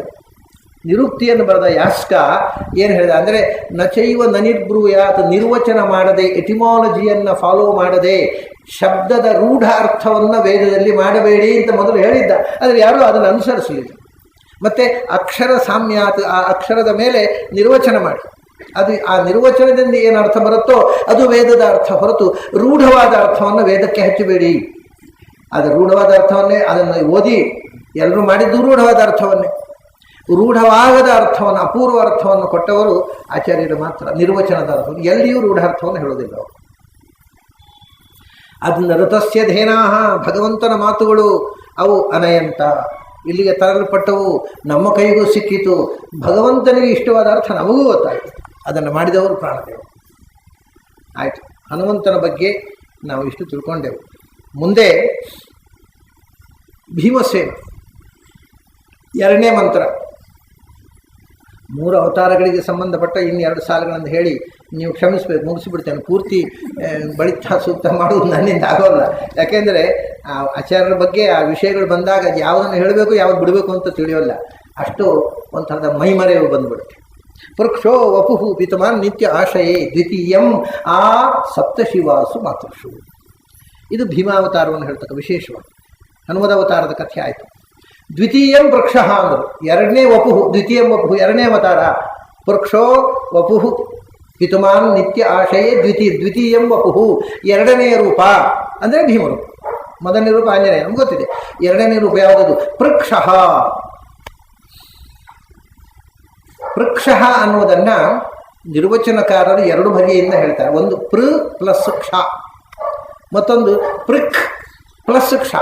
ಪೃಕ್ ಪ್ಲಸ್ ಕ್ಷ ಆದರೂ ಪೃಕ್ಷ ಅಂತಲೇ ಆಗೋದು, ಪೃಕ್ಷ ಅಂದರೂ ಪೃಕ್ಷ ಅಂತ ಆಗೋದು. 2 ವಿಧದಿಂದ ನಿರ್ವಚನ ಮಾಡ್ತಾರೆ. ನಾರಾಯಣ ಪಂಡಿತಾಚಾರ್ಯರು ಅನುವ್ಯಾಖ್ಯಾನಕ್ಕೆ ವ್ಯಾಖ್ಯಾನ ಬರೆದಾಗ ನೈಚಂದ್ರಿಕಾದಲ್ಲಿ ಅವರು ಹೇಳ್ತಾರೆ, ಪೃಕ್ ಅಂತ ಶಬ್ದ, ಪೃಕ್ ಪ್ಲಸ್ ಕ್ಷ 2 ವಿಧ, ಪೃ ಪ್ಲಸ್ ಕ್ಷ ಆರ್ ಪೃಕ್ ಪ್ಲಸ್ ಕ್ಷ. ಪೃಕ್ ಕ್ಷ. ಪೃ ಅಂದರೆ ಸಂಪರ್ಚ್ಯತೆ, ಸಂಪೃಕ್ತತ್ವಾತ್ ಪೃಕ್ ಪೃತನ ಅಂತ. ಪೃಕ್ ಅಂದರೆ ಸೇನೆ, ಯಾಕೆಂದರೆ ಇಬ್ಬರು ಸಂಪರ್ಕ ಆಗುತ್ತೆ, ಎದುರು ಬದರು. ಪೃಕ್ ಅಂದರೆ ಸಂಪರ್ಕ ಅನ್ನೋ ಧಾತುವಿನಿಂದ, ಪೃಚಿ ಸಂಪರ್ಕ ಅಂತ ಧಾತುವಿನಿಂದ ನಿಷ್ಪನ್ನವಾದ. ಅದರಿಂದ 2 ಎದುರಾಳಿಗಳ ಪರಸ್ಪರ ಸಂಪರ್ಕ, ಇಬ್ಬರು ಎದುರಾಗಿ ನಿಂತು ಎದುರಾಗುವುದು. ಸಮವೇತ ಯುಯುತ್ಸವ, ಅದು ಅದಕ್ಕೆ ಪೃಕ್ ಅಂತ. ಅದರಿಂದ ಇಬ್ಬರು ಎದುರು ಬದುರಾಗಿ ಸೇರುವಂಥ ಒಂದು ಪ್ರಸಂಗಕ್ಕೆ ಪೃಕ್ ಅಂತಾರೆ. ಅಂದರೆ ಇಬ್ಬರು ಸೇರೋದಂದ್ರೆ ಸೈನ್ಯದಲ್ಲಿ, ಯುದ್ಧದಲ್ಲಿ. ಅದರಿಂದ ಪೃಕ್ ಅಂದರೆ ಪೃತನ, ಎದುರು ಬದಲಾಗುತ್ತಾರೆ ಯಾರೋ ಅವರು ಪೃಕ್. ಅದನ್ನು ಪೃಕ್ ಅಂದರೆ ಪೃತನ. ಪೃತನ ಅಂತಂದರೆ ಸೇನೆ ಅಂತ ಅರ್ಥ ಸಂಸ್ಕೃತದಲ್ಲಿ. ಇದು ಪೃಕ್ ಅಂದರೂ ಸೇನೆ ಅಂತ ಅರ್ಥ. ಆ ಪೃಕ್ ಅಂದರೆ ಸೇನೆಯನ್ನು, ಯಾವುದು ಎದುರು ಬದಲಾಗಿರ್ತಕ್ಕ 18 ಅಕ್ಷೋಹಿಣಿ ಸೇನೆಯನ್ನು ಕ್ಷಪಯತಿ ನಾಶ ಮಾಡಿಸಿದ. 18 ಅಕ್ಷೋಹಿಣಿಯನ್ನು ಭೀಮಸೇನ ಕೊಂದದ್ದಲ್ಲ, ಒಟ್ಟಿಗೆ ಭೀಮಸೇನೆ ಎದುರು ಬಂದ ಎಲ್ಲ ಸೇನೆ ಒಟ್ಟು ಇವರು ಸೇರಿ ಮುಖ್ಯ 11 ಅಕ್ಷೋಹಿಣಿಯಲ್ಲಿ 6 ಚಿಲ್ಲರೆ ಅಕ್ಷೋಹಿಣಿಯನ್ನು ಸಂಹಾರ ಮಾಡಿದವ ಭೀಮಸೇನ. ಉಳಿದವರೆಲ್ಲ ಒಟ್ಟಿಗೆ ಸೇರಿ ಉಳಿದ 5 ಅಕ್ಷೋಹಿಣಿ ಬಂದವು. ಆದ್ದರಿಂದ ಕೌರವ ಸೇನೆಯನ್ನು ನಿಶೇಷವಾಗಿ ನಾಶ ಮಾಡಿದವ ಅಂತ ಮೊದಲನೇ ಆ ರೂಪಕ್ಕೊಂದು ಪೃಕ್ಷ, ಪೃತನ. ಇನ್ನು ಪೃಕ್ಷ ಅಂತ ಆದರೆ ಪೃ ಪ್ಲಸ್ ಕ್ಷ. ಪೃ ಈಸ್ ಅನ್ ಅಬ್ರಿವಿಯೇಷನ್ ಆಫ್ ಪೃತನ. ಸಂಸ್ಕೃತದಲ್ಲಿ ಮೊದಲು ಅಬ್ರಿವಿಯೇಷನ್ ಇದ್ದದ್ದು, ಆಮೇಲೆ ಅದನ್ನು ಇಂಗ್ಲೀಷ್ನಲ್ಲಿ ಕದ್ರು, ಅದು ಬೇರೆ ವಿಷಯ. ಸಂಸ್ಕೃತದಲ್ಲಿ ಒಂದು ಅಕ್ಷರವನ್ನು ಹೇಳಿದ್ರೆ ಅದು ಇಡೀ ಶಬ್ದವನ್ನು ಹೇಳುತ್ತೆ. ನೀವು ಓಂಕಾರವೇ ಅಬ್ರಿವಿಯೇಷನ್ನ ಒಂದು ಸಮಷ್ಟಿ. ಅದು ಆ ಅಂದರೆ ಅಜ, ಆ ಅಂದರೆ ಅನಂತ, ಆ ಅಂದರೆ ಆನಂದ. ಅಕಾರದಿಂದ ಪ್ರಾರಂಭವಾಗುವ ಎಲ್ಲ ಶಬ್ದದ ಅಬ್ರಿವಿಯೇಷನ್ ಆ. ಹಾಗೆಯೇ ಇಲ್ಲಿ ಪೃ ಅಂದರೆ ಪೃ ಈಸ್ ಅನ್ ಅಬ್ರಿವಿಯೇಷನ್ ಆಫ್ ಪೃತನ. ಪೃತನ ಅಂದರೆ ಸೇನೆ. ಅದರಿಂದ ಪೃ ಅಂದರೆ ಪೃತನೆ, ಕ್ಷ ಅಂದರೆ ಕ್ಷಪಣ, ನಾಶ ಮಾಡೋದು. 2 ಅಬ್ರಿವಿಯೇಷನ್ ಯಾವುದೂ ಆಗ್ಬೋದು. ಈಗ ಇಂಗ್ಲೀಷಲ್ಲಿ ಅಷ್ಟೇ ಅಲ್ವಾ, ಅಬ್ರಿವಿಯೇಷನ್ ಅಂತಂದರೆ ಅದು ಯಾವುದರ ಅಬ್ರಿವಿಯೇಷನ್ನು ಆಗ್ಬೋದು. ನಾನು ವಿನೋದೋತ್ಸವ ಹೇಳೋದು ಎ ಪಿ ಅಂದರೆ ಅನಂತ ಪದ್ಮನಾಭನೂ ಆಗಬಹುದು, ಆಂಧ್ರ ಪ್ರದೇಶವೂ ಆಗಬಹುದು, ಅಧಿಕ ಪ್ರಸಂಗಿಯೂ ಆಗಬಹುದು. ಯಾಕೆಂದರೆ ಅವನಿಗೇನೋ ಅದು ಅಕ್ಷರ ಒಂದೇ, ಅವನಿಗೆ ಯಾವುದು ಅಪ್ರೋಪ್ರಿಯೇಟೋ ಆ ಅರ್ಥ ಹೇಳೋದು. ಹಾಗೆ ಅನ್ನೋದಕ್ಕೆ ಯಾವುದೂ ಆಗ್ಬೋದು. ಇಂಥವೇ ಆ ಏದಿಂದ ಪ್ರಾರಂಭವಾಗುವ ಎನಿ ವರ್ಡ್, ಹಾಗೆ ಸಂಸ್ಕೃತದಲ್ಲಿ ಆದಿಂದ ಪ್ರಾರಂಭವಾಗುವಂಥ ಎಲ್ಲವೂ ಅಕಾರವಾಚ್ಯ ಹೇಗೋ ಹಾಗೆ ಅಂದರೆ ಪೃತನ. ಇದು ಪೃತನೇ ಆಗಬೇಕಾಗಿಲ್ಲ. ಪೃಚ್ಛ ಅಂತ ಒಂದು ಶಬ್ದ ಇದೆ, ಅದು ಆಗಬಹುದು. ಯಾಕೆಂದರೆ ಅದು ಹೌದು. ಅಂದರೆ ಪೃಚ್ಛ ಅಂದರೆ ಕ್ವೆಶ್ಚನ್ಸ್. ನೀವು ಏನು ಪ್ರಶ್ನೆ ಆಗಿದ್ರೆ ಉತ್ತರ ಕೊಟ್ಟು ಕ್ಷಪ ಇರ್ತೀವಿ. ಹಾಗೆ ನಿಮ್ಮ ಮತ್ತೆ ಪ್ರಶ್ನೆ ಬರೋ ಹಾಗೆ ಇಲ್ಲ. ಎಲ್ಲ ಪ್ರಶ್ನೆಗಳನ್ನು ಬಗೆಹರಿಸುವವರು ಮತ್ತೆ ಅಲ್ವಾ ಜ್ಞಾನ ಸ್ವರೂಪ. ಅದು ಹೌದು. ಈಸ್ ಆನ್ ಅಬ್ರಿವಿಯೇಷನ್ ಆಫ್ ಪೃಚ್ಛ, ದಟ್ ಈಸ್ ಆಲ್ಸೋ ಕರೆಕ್ಟ್. ನೀವು ಏನು ಅಬ್ರಿವಿಯೇಷನ್ ಇಟ್ಕೊಳ್ಳಿ. ಆದರೆ ಇಲ್ಲಿ ಮುಖ್ಯವಾಗಿ ಭೀಮನ ಅವತಾರದ ಕಥೆಯನ್ನು ಹೇಳಬೇಕು. ಪೃತನ ಮುಖ್ಯ ಭೀಮಾವತಾರದಲ್ಲಿ ನಾವು ಕಾಣುವಂಥದ್ದು ದುಷ್ಟರ ಪೃತ. ಬರೇ ಈ 11 ಅಕ್ಷೋಹಿಣಿ ಸೇನೆ ಅಷ್ಟೇ ಅಲ್ಲ. ನೀವು ನೋಡಿ, ಮೊಟ್ಟ ಮೊದಲು ಭೀಮಸೇನ ಭಾರತದಲ್ಲಿ ಭೀಮಸೇನನ ಪ್ರವೇಶ ಆಗುವ ತನಕ ಈ ಭಾರತದಲ್ಲಿ ಇದ್ದಂಥ ಸ್ಥಿತಿ ಏನು ಗೊತ್ತಾ? ನರಮಾಂಸ ಭಕ್ಷಕರಿಂದ ತುಂಬಿ ಹೋಗಿತ್ತು ಈ ದೇಶ. ಯಾಕೆ? ಈ ಕಡೆಯಿಂದ ಹಿಡಿಂಬ, ಆ ಕಡೆಯಿಂದ ಬಕಾಸುರ, ಆಮೇಲೆ ಕಿರ್ಮೀರ.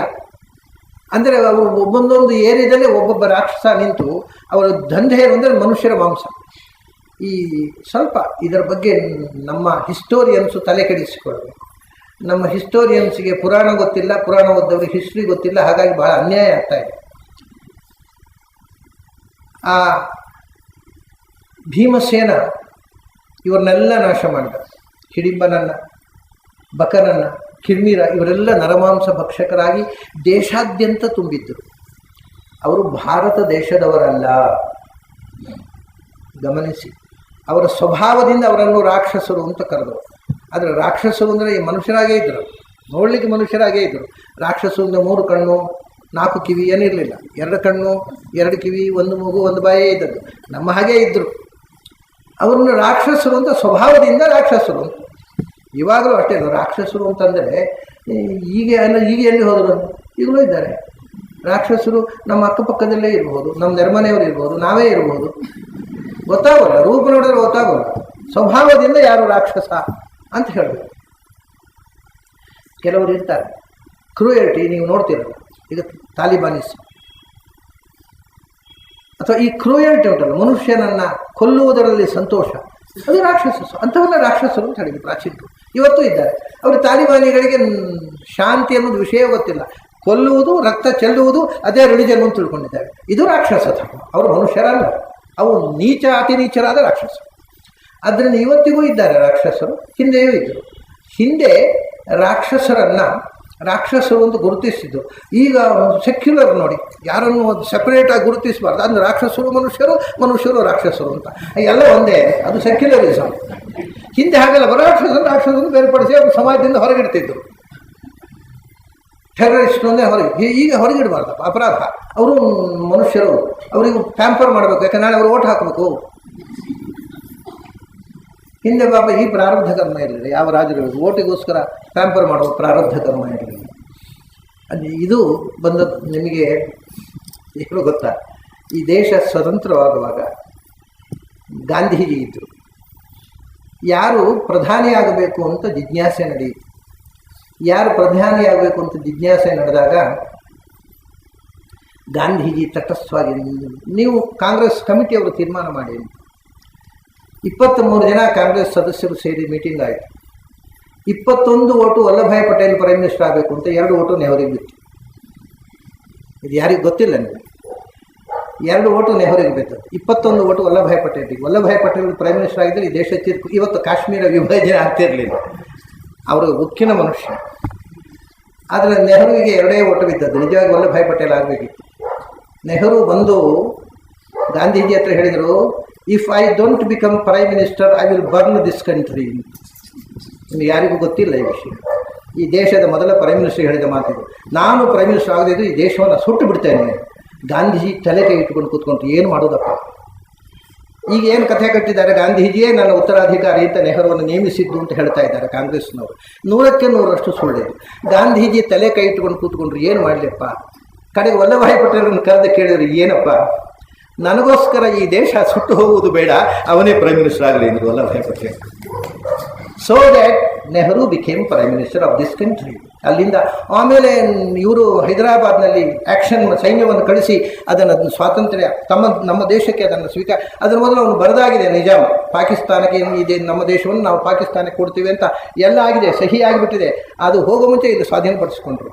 ನೆಹರು ವಲ್ಲಭಾಯ್ ಪಟೇಲ್ರನ್ನ ಬೈದರು, ನೀವು ರಜಾಕರನ್ನೆಲ್ಲ ದಮನ ಮಾಡಿದ್ರಲ್ಲ, ನಾಳೆ ನಮಗೆ ಮುಸಲ್ಮಾನರು ಓಟ್ ಹಾಕ್ತಾರ, ತಪ್ಪು ಮಾಡಿದಿರಿ ನೀವು ಅಂತ. ಇದೆಲ್ಲ ಯಾರಿಗೂ ಗೊತ್ತಿಲ್ಲ. ಇದು ಗಾಂಧೀಜಿಯ ಆಶ್ರಮದಲ್ಲಿದ್ದ ವೃದ್ಧರಿಂದ ನಾನು ಸಂಗ್ರಹ. ಅಂದರೆ ಇದನ್ನು ಕಿವಿಯಾರೆ ಕೇಳಿದ, ನೆಹರು ಮತ್ತು ಗಾಂಧೀಜಿಯ ಆಶ್ರಮದಲ್ಲಿ ನಡೆದ ಸಂಭಾಷಣೆಯನ್ನು ಕಿವಿಯಾರೆ ಕೇಳಿದ ವೃದ್ಧರಿಂದ ನಾನು ಸಂಗ್ರಹಿಸಿದಂಥ ಇನ್ಫಾರ್ಮೇಷನ್ಸ್. ಹಾಗಾಗಿ ಆಗ ಈ ಸಮಸ್ಯೆ ಇರಲಿಲ್ಲ ನೋಡಿ, ಪ್ಯಾಂಪರಿಂಗ್. ಅದರಿಂದ ಏನು ವೃಕ್ಷಃ ಇವರೆಲ್ಲ ಇಡೀ ದೇಶ ವ್ಯಾಪಿಸಿದ್ರು. ನರಮಾಂಸ ಭಕ್ಷಕರು ಅವರು ಯಾರೂ ಭಾರತೀಯರಲ್ಲ. ಪ್ರಾಯ ಇದು ನೀವು ಸ್ವಲ್ಪ ಯೋಚನೆ ಮಾಡಿದರೆ ಗೊತ್ತಾಗತ್ತೆ. ಹಿಡಿಂಬ ಬಕ ಇವರೆಲ್ಲ ನೋಡಿ, ಹಿಡಿಂಬನಿಗೆ ತಂಗಿ ಒಬ್ಬಳಿದ್ಲು ಹಿಡಿಂಬೆ, ಅವಳನ್ನು ಭೀಮ ಮದುವೆ ಮಾಡಿಕೊಂಡ.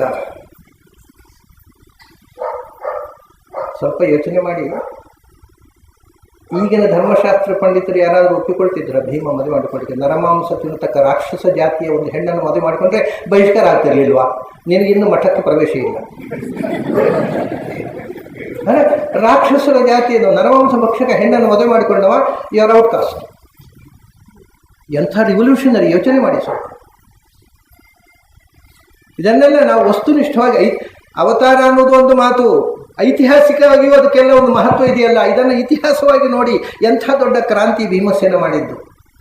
ಒಂದು ನರಭಕ್ಷಕ ಜನಾಂಗದ ರಾಕ್ಷಸ ಜನಾಂಗದ ಅಂದರೆ ನಮ್ಮ ಚಾತುರ್ವರ್ಣ್ಯಕ್ಕೆ ಸೇರದ ಒಂದು ಹುಡುಗಿಯನ್ನು ಮದುವೆ ಮಾಡಿಕೊಂಡ. ಇದು ಎಷ್ಟು ದೊಡ್ಡ ಕ್ರಾಂತಿ! ಏನು ಗಲಾಟೆ ಆಗಿಬಿಡ್ತಿತ್ತು ಈಗ, ಆದರೆ ಹಾಗೇನೂ ಆಗಿಲ್ಲ. ಇಷ್ಟಾಗಿ ಭೀಮಸೇನ ಮದುವೆ ಮಾಡಿಕೊಳ್ಳಲ್ಲ ಅಂದ. ಭೀಮಸೇನ ಮದುವೆ ಮಾಡಿಕೊಳ್ಳ ಅಂತ ಹೇಳಿದಾಗ, ನೋಡಪ್ಪ ಒಂದು ಇಡೀ ಜನಾಂಗ ನಮ್ಮ ಕಡೆಗೆ ಬರುತ್ತೆ, ನೀನು ಮದುವೆ ಮಾಡ್ಕೊಂತ ಹೇಳಿದ ಒಳ್ಕೊಂತಿ. ಒಂದು ಇಡೀ ಜನಾಂಗ, ಈ ಜನಾಂಗ ನಮ್ಮ ಪಕ್ಷಕ್ಕೆ ಬರುತ್ತೆ. ನಾಳೆ ನೀವು ಈಗ ಬೀದಿ ಬಾಲಾಗಿದ್ದೀರಿ, ನಾಳೆ ದುರ್ಯೋಧನ ವಿರುದ್ಧ ನೀವು ಸಾಮ್ರಾಜ್ಯ ಕಟ್ಟುವ ನಿಮ್ಮ ಕಡೆಗೆ ಒಂದು ಇಡೀ ಜನಾಂಗ ಬರುತ್ತೆ, ಮದುವೆ ಮಾಡಿಕೊಳ್ಳಿ. ಯಾರವರು ನಿಮಗೆ ಗೊತ್ತಿದೆ, ಘಟೋತ್ಕಚ ಭೀಮಸೇನ ಮಗ. ಅವನು ಹುಟ್ಟುವಾಗ ಘಟೋಪಮ ಶಿಶಿರ ಅಂತ ಮಡಕೆ ಅಂತ ಇತ್ತಂತೆ ತಲೆ, ಆಮೇಲೆ ಉತ್ಕಚ, ಆಮೇಲೆ ಕೂದಲು ಮೂಡಿ ಬಂತು, ಕರ್ಲಿ ಹೇರ್ ಬಂತು ಅಂತ, ನೆಟ್ಟಿಗೆ ಕೂದಲು ನಿಂತಿತು. ಇದು ಆಫ್ರಿಕನ್ ನಿಗ್ರೋಗಳ ಲಕ್ಷಣ ಅಲ್ವಾ? ತಲೆಯಲ್ಲಿ ಗುಂಗುರು ಕೂದಲು ನೆಟ್ಟಿಗೆ ನಿಲ್ಲುವುದು. ಇವತ್ತಿಗೂ ಸಿದ್ಧಿ ಜನಾಂಗದವರು, ನಮ್ಮ ದೇಶದಲ್ಲಿ ಯಾರು ಚಾತುರ್ವರ್ಣ್ಯಕ್ಕೆ ಸೇರಿದವರು ಅಂತ ಹರಿಜನರು, ಸಿದ್ಧಿಗಳು, ಮಲೆಕುಡಿಮಿಗಳು ಎಲ್ಲ ನಿಗ್ರೋರು, ಮೂಲತಃ ಆಫ್ರಿಕಾದಿಂದ ಬಂದ ನರಮಾಂಸ ಭಕ್ಷಕರು. ಅದಕ್ಕೋಸ್ಕರ ನಮ್ಮ ಜನರು ಹೊರಗಿಟ್ರು. ಏನು ತಪ್ಪಾಯಿತು? ಅವರ ನಾಗರಿಕರನ್ನೇ ಬೇರೆ ಇದೆ. ಕಾಡಿನಲ್ಲಿದ್ದು ನರಮಾಂಸ ಭಕ್ಷಕರಾಗಿದ್ದವರು ನಿಗ್ರೋ. ಮೊನ್ನೆವರೆಗೆ ಅಮೆರಿಕಾದಲ್ಲಿ ಹೀಗೆ ಇರಲಿಲ್ವಾ?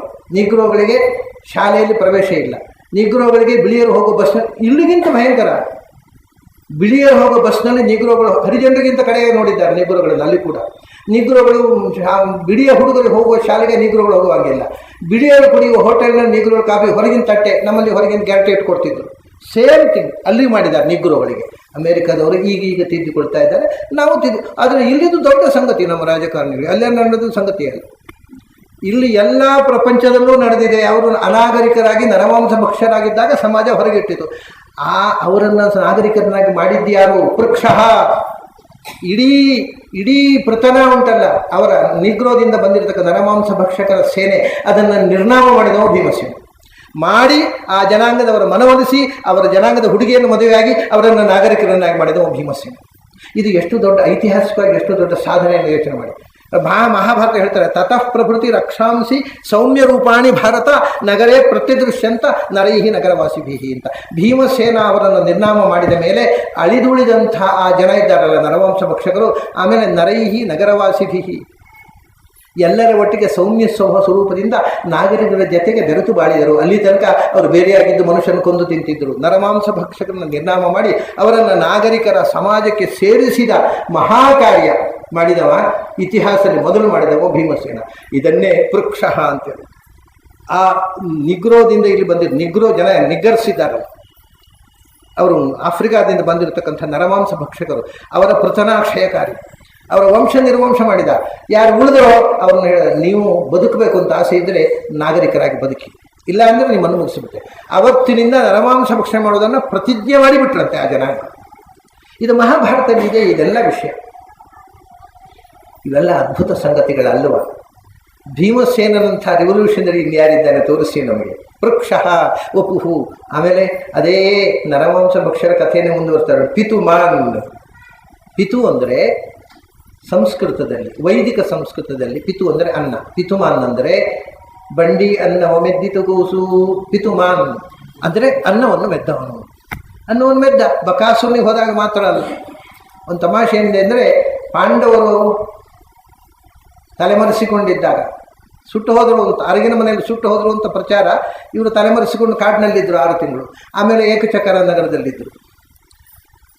ಅವಾಗೆಲ್ಲ ಭಿಕ್ಷೆಗೆ ನೀನು ಹೋಗಬೇಡಯ್ಯ ಅಂತ ತಡೀತಿದ್ರು. ಮೊದಲು ಹೋಗ್ತಿದ್ದ. ನೀನು ಭಿಕ್ಷೆಗೆ ಹೋದರೆ ಗೊತ್ತಾಗ್ಬಿಡುತ್ತೆ ಜನರಿಗೆ, ನೀನು ಹೋಗಬೇಡ ಅಂತ ಕುಂತಿ ಹೇಳಿದು. ಇವ್ನು ಮನೆಯಲ್ಲೇ ಕೊಡುವ ಭೀಮ. ಇವ್ರು 4 ಜನ ಭಿಕ್ಷೆ ಹೋಗುವ. ಭಿಕ್ಷೆಗೆ ಹೋಗಿ ನನ್ನ ಭೌತಿ ಭಿಕ್ಷಾಂದೇಹಿ ಅಂತ. ಇವರು ವೇದಾಧ್ಯಯನ ಮಾಡುವ ಬ್ರಹ್ಮಚಾರಿ. ಯಾಕೆಂದರೆ ಕ್ಷತ್ರಿಯರು ಭಿಕ್ಷೆ ಬೇಡುವ ಹಾಗಿಲ್ಲ. ಹಿಂದಿನ ಕಾಲದಲ್ಲಿ ಭಿಕ್ಷೆ ಬೇಡಲಿಕ್ಕೆ ಇಬ್ಬರಿಗೆ ಅಧಿಕಾರ ಇತ್ತು, ಒಂದು ಸನ್ಯಾಸಿಗಳಿಗೆ, ಒಂದು ಬ್ರಹ್ಮಚಾರಿಗಳಿಗೆ. ಉಳಿದವರು ಯಾರು ಭಿಕ್ಷೆ ಬೇಡೋ ಆಗಿಲ್ಲ, ಕಾನೂನು ಪ್ರಕಾರ ನಿಷಿದ್ಧ ಅದು. ಅದಕ್ಕೆ ಇವರು ಬ್ರಹ್ಮಚಾರಿ ವೇಷ ಹಾಕಿದರು. ವೇದಾಧ್ಯಯನ ಮಾಡುವ ಬ್ರಹ್ಮಚಾರಿಗಳು, ನಾವು ವೇದವ್ಯಾಸರ ವೇದ ಓದ್ತಾ ಇದ್ದೀವಿ ಅಂತ ಹೇಳ್ಕೊಂಡು ಭಿಕ್ಷೆ ಬೇಡಿದ್ರು. ಭಿಕ್ಷೆ ಬೇಡಿದರೆ ಅವರೆಲ್ಲ 4 ಜನ ಒಟ್ಟಿಗೆ ತಂದದ್ದನ್ನು ಕುಂತಿ ಹತ್ರ ತಂದಿಡ್ತಿದ್ರಂತೆ. ಅದನ್ನು ಕುಂತಿ 2 ಪಾಲು ಮಾಡ್ತಿದ್ದಂತೆ. ಒಂದು ಪಾಲು ಭೀಮನಿಗೆ, ಉಳಿದು 1 ಪಾಲು ಉಳಿದವರಿಗೆ ಎಲ್ಲ ಒಟ್ಟಿಗೆ. ಇದು ಪಿತುಮಾನ್. ಅದರ ಅರ್ಧಾಂಶ ಭೀಮ ಒಬ್ಬನೇ ತಿಂತಿದ್ದಂತೆ. ಇದೇ ಕಥೆಯನ್ನು ಆಚಾರ್ಯರು ಮಾಡಿದ್ದಾರೆ. ಜಜ್ವಲ್ಯಮಾನಂ ಮಮ ಜಾತವೇದಸಂ. ಒಂದು ಕಡೆ ಆಚಾರ್ಯರು ಕೇರಳದಲ್ಲಿ, ಇಲ್ಲಿಂದ ಕೇರಳಕ್ಕೆ ಹೋಗುವಾಗ ಅವ್ರ ಗುರುಗಳು ಇದ್ದರು, ಅಚ್ಯುತ ಪ್ರಜ್ಞರು. ಊಟ ಆದಮೇಲೆ ಪರೀಕ್ಷೆ ಮಾಡಬೇಕು ಅಂತ ಅಂದರೆ, ಆವಾಗಲೇ ಆಚಾರ್ಯರು ಏನೋ ಪವಾಡ ಮಾಡ್ತಾರೆ. ಈ ಜನರಿಗೆ ವೇದಾಂತ ಎಲ್ಲ ಬೇಡ, ಪವಾಡ ಇದ್ರು. ಪವಾಡ ನಮ್ಮ ಆಚಾರ್ಯ ಪವಾಡ ಮಾಡಿದ್ರೆ ನೋಡಿದ್ವಿ. ವೇದಾಂತ ಅದು ಯಾರಿಗೆ ಬೇಕಾಗಿದೆ ರೀ, ಪವಾಡ ಮಾಡಬೇಕೇನೋ. ನೀವು ಈಗ ಮಾಡಿ ಒಂದು ಬೂದಿ ಕೊಟ್ಟುಬಿಟ್ರೆ ನೀವು ಪರಮ ಮಹಾತ್ಮರು. ಅದನ್ನು ಏನು ಮಾಡಬೇಕಾಗಿಲ್ಲ. ಏನು ರೀ ಅವರು ಬರಿಗೆಯಲ್ಲಿ ಬೂದಿ ಕೊಡ್ತಾರೆ ಅಲ್ಲ, ಬೂದಿ ಕೊಡಲಿಕ್ಕೆ ಅದು ಇದ್ದವರಿಗೆ ಬೂದಿ ಕೊಡಲಿಕ್ಕೆ ಇರೋರು. ಅದು ನಮಗೆ ನಮ್ಮ ಅಜ್ಞಾನಕ್ಕೆ ಪಾರವೇ ಇಲ್ಲ. ನಮಗೆ ಸಣ್ಣ ಪವಾಡ ಅದನ್ನು ಯಾರು ಎಲ್ಲ ಮ್ಯಾಜಿಕ್ ಮಾಡೋರು ಮಾಡ್ತಾರೆ ಅಂತ ಪವಾಡಗಳನ್ನು. ಶಾಸ್ತ್ರಕಾರರು ಏನು ಹೇಳ್ತಾರೆ ಅಂದರೆ, ಯಾವತ್ತೂ ಪವಾಡಗಳಿಗೆ ಮರುಳಾಗಬೇಡ.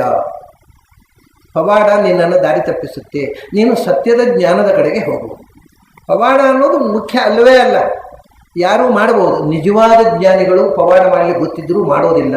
ಯಾಕೆಂದರೆ without the sanction of god, ಭಗವಂತನ ಅನುಮತಿ ಇಲ್ಲದೆ ಯಾರಿಗೂ ಪವಾಡ ಮಾಡುವ ಅಧಿಕಾರ ಇಲ್ಲ. ಪವಾಡ ಮಾಡಲಿಕ್ಕೆ ಗೊತ್ತಿದ್ದವರೆಲ್ಲ ಪವಾಡ ಮಾಡಲಿಕ್ಕೆ ಆಗೋದಿಲ್ಲ.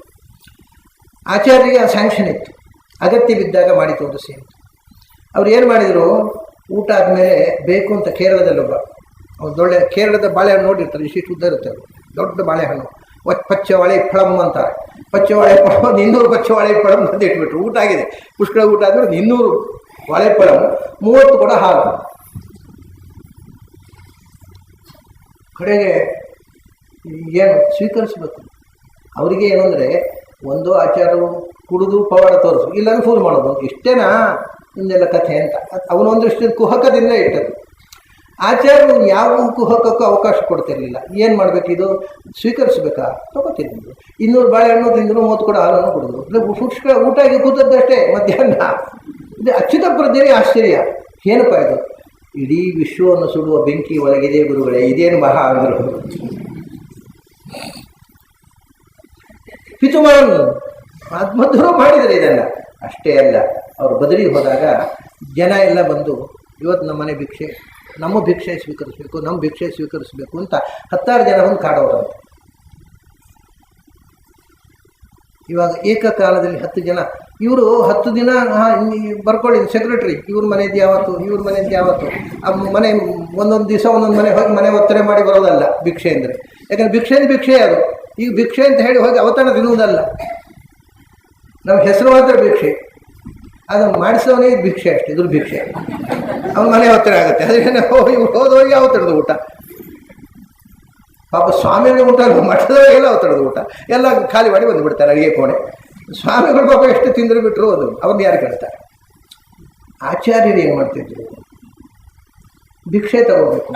ಆಚಾರ್ಯ ಹೇಳ್ತಿದ್ರಂತೆ, ಅಪ್ಪ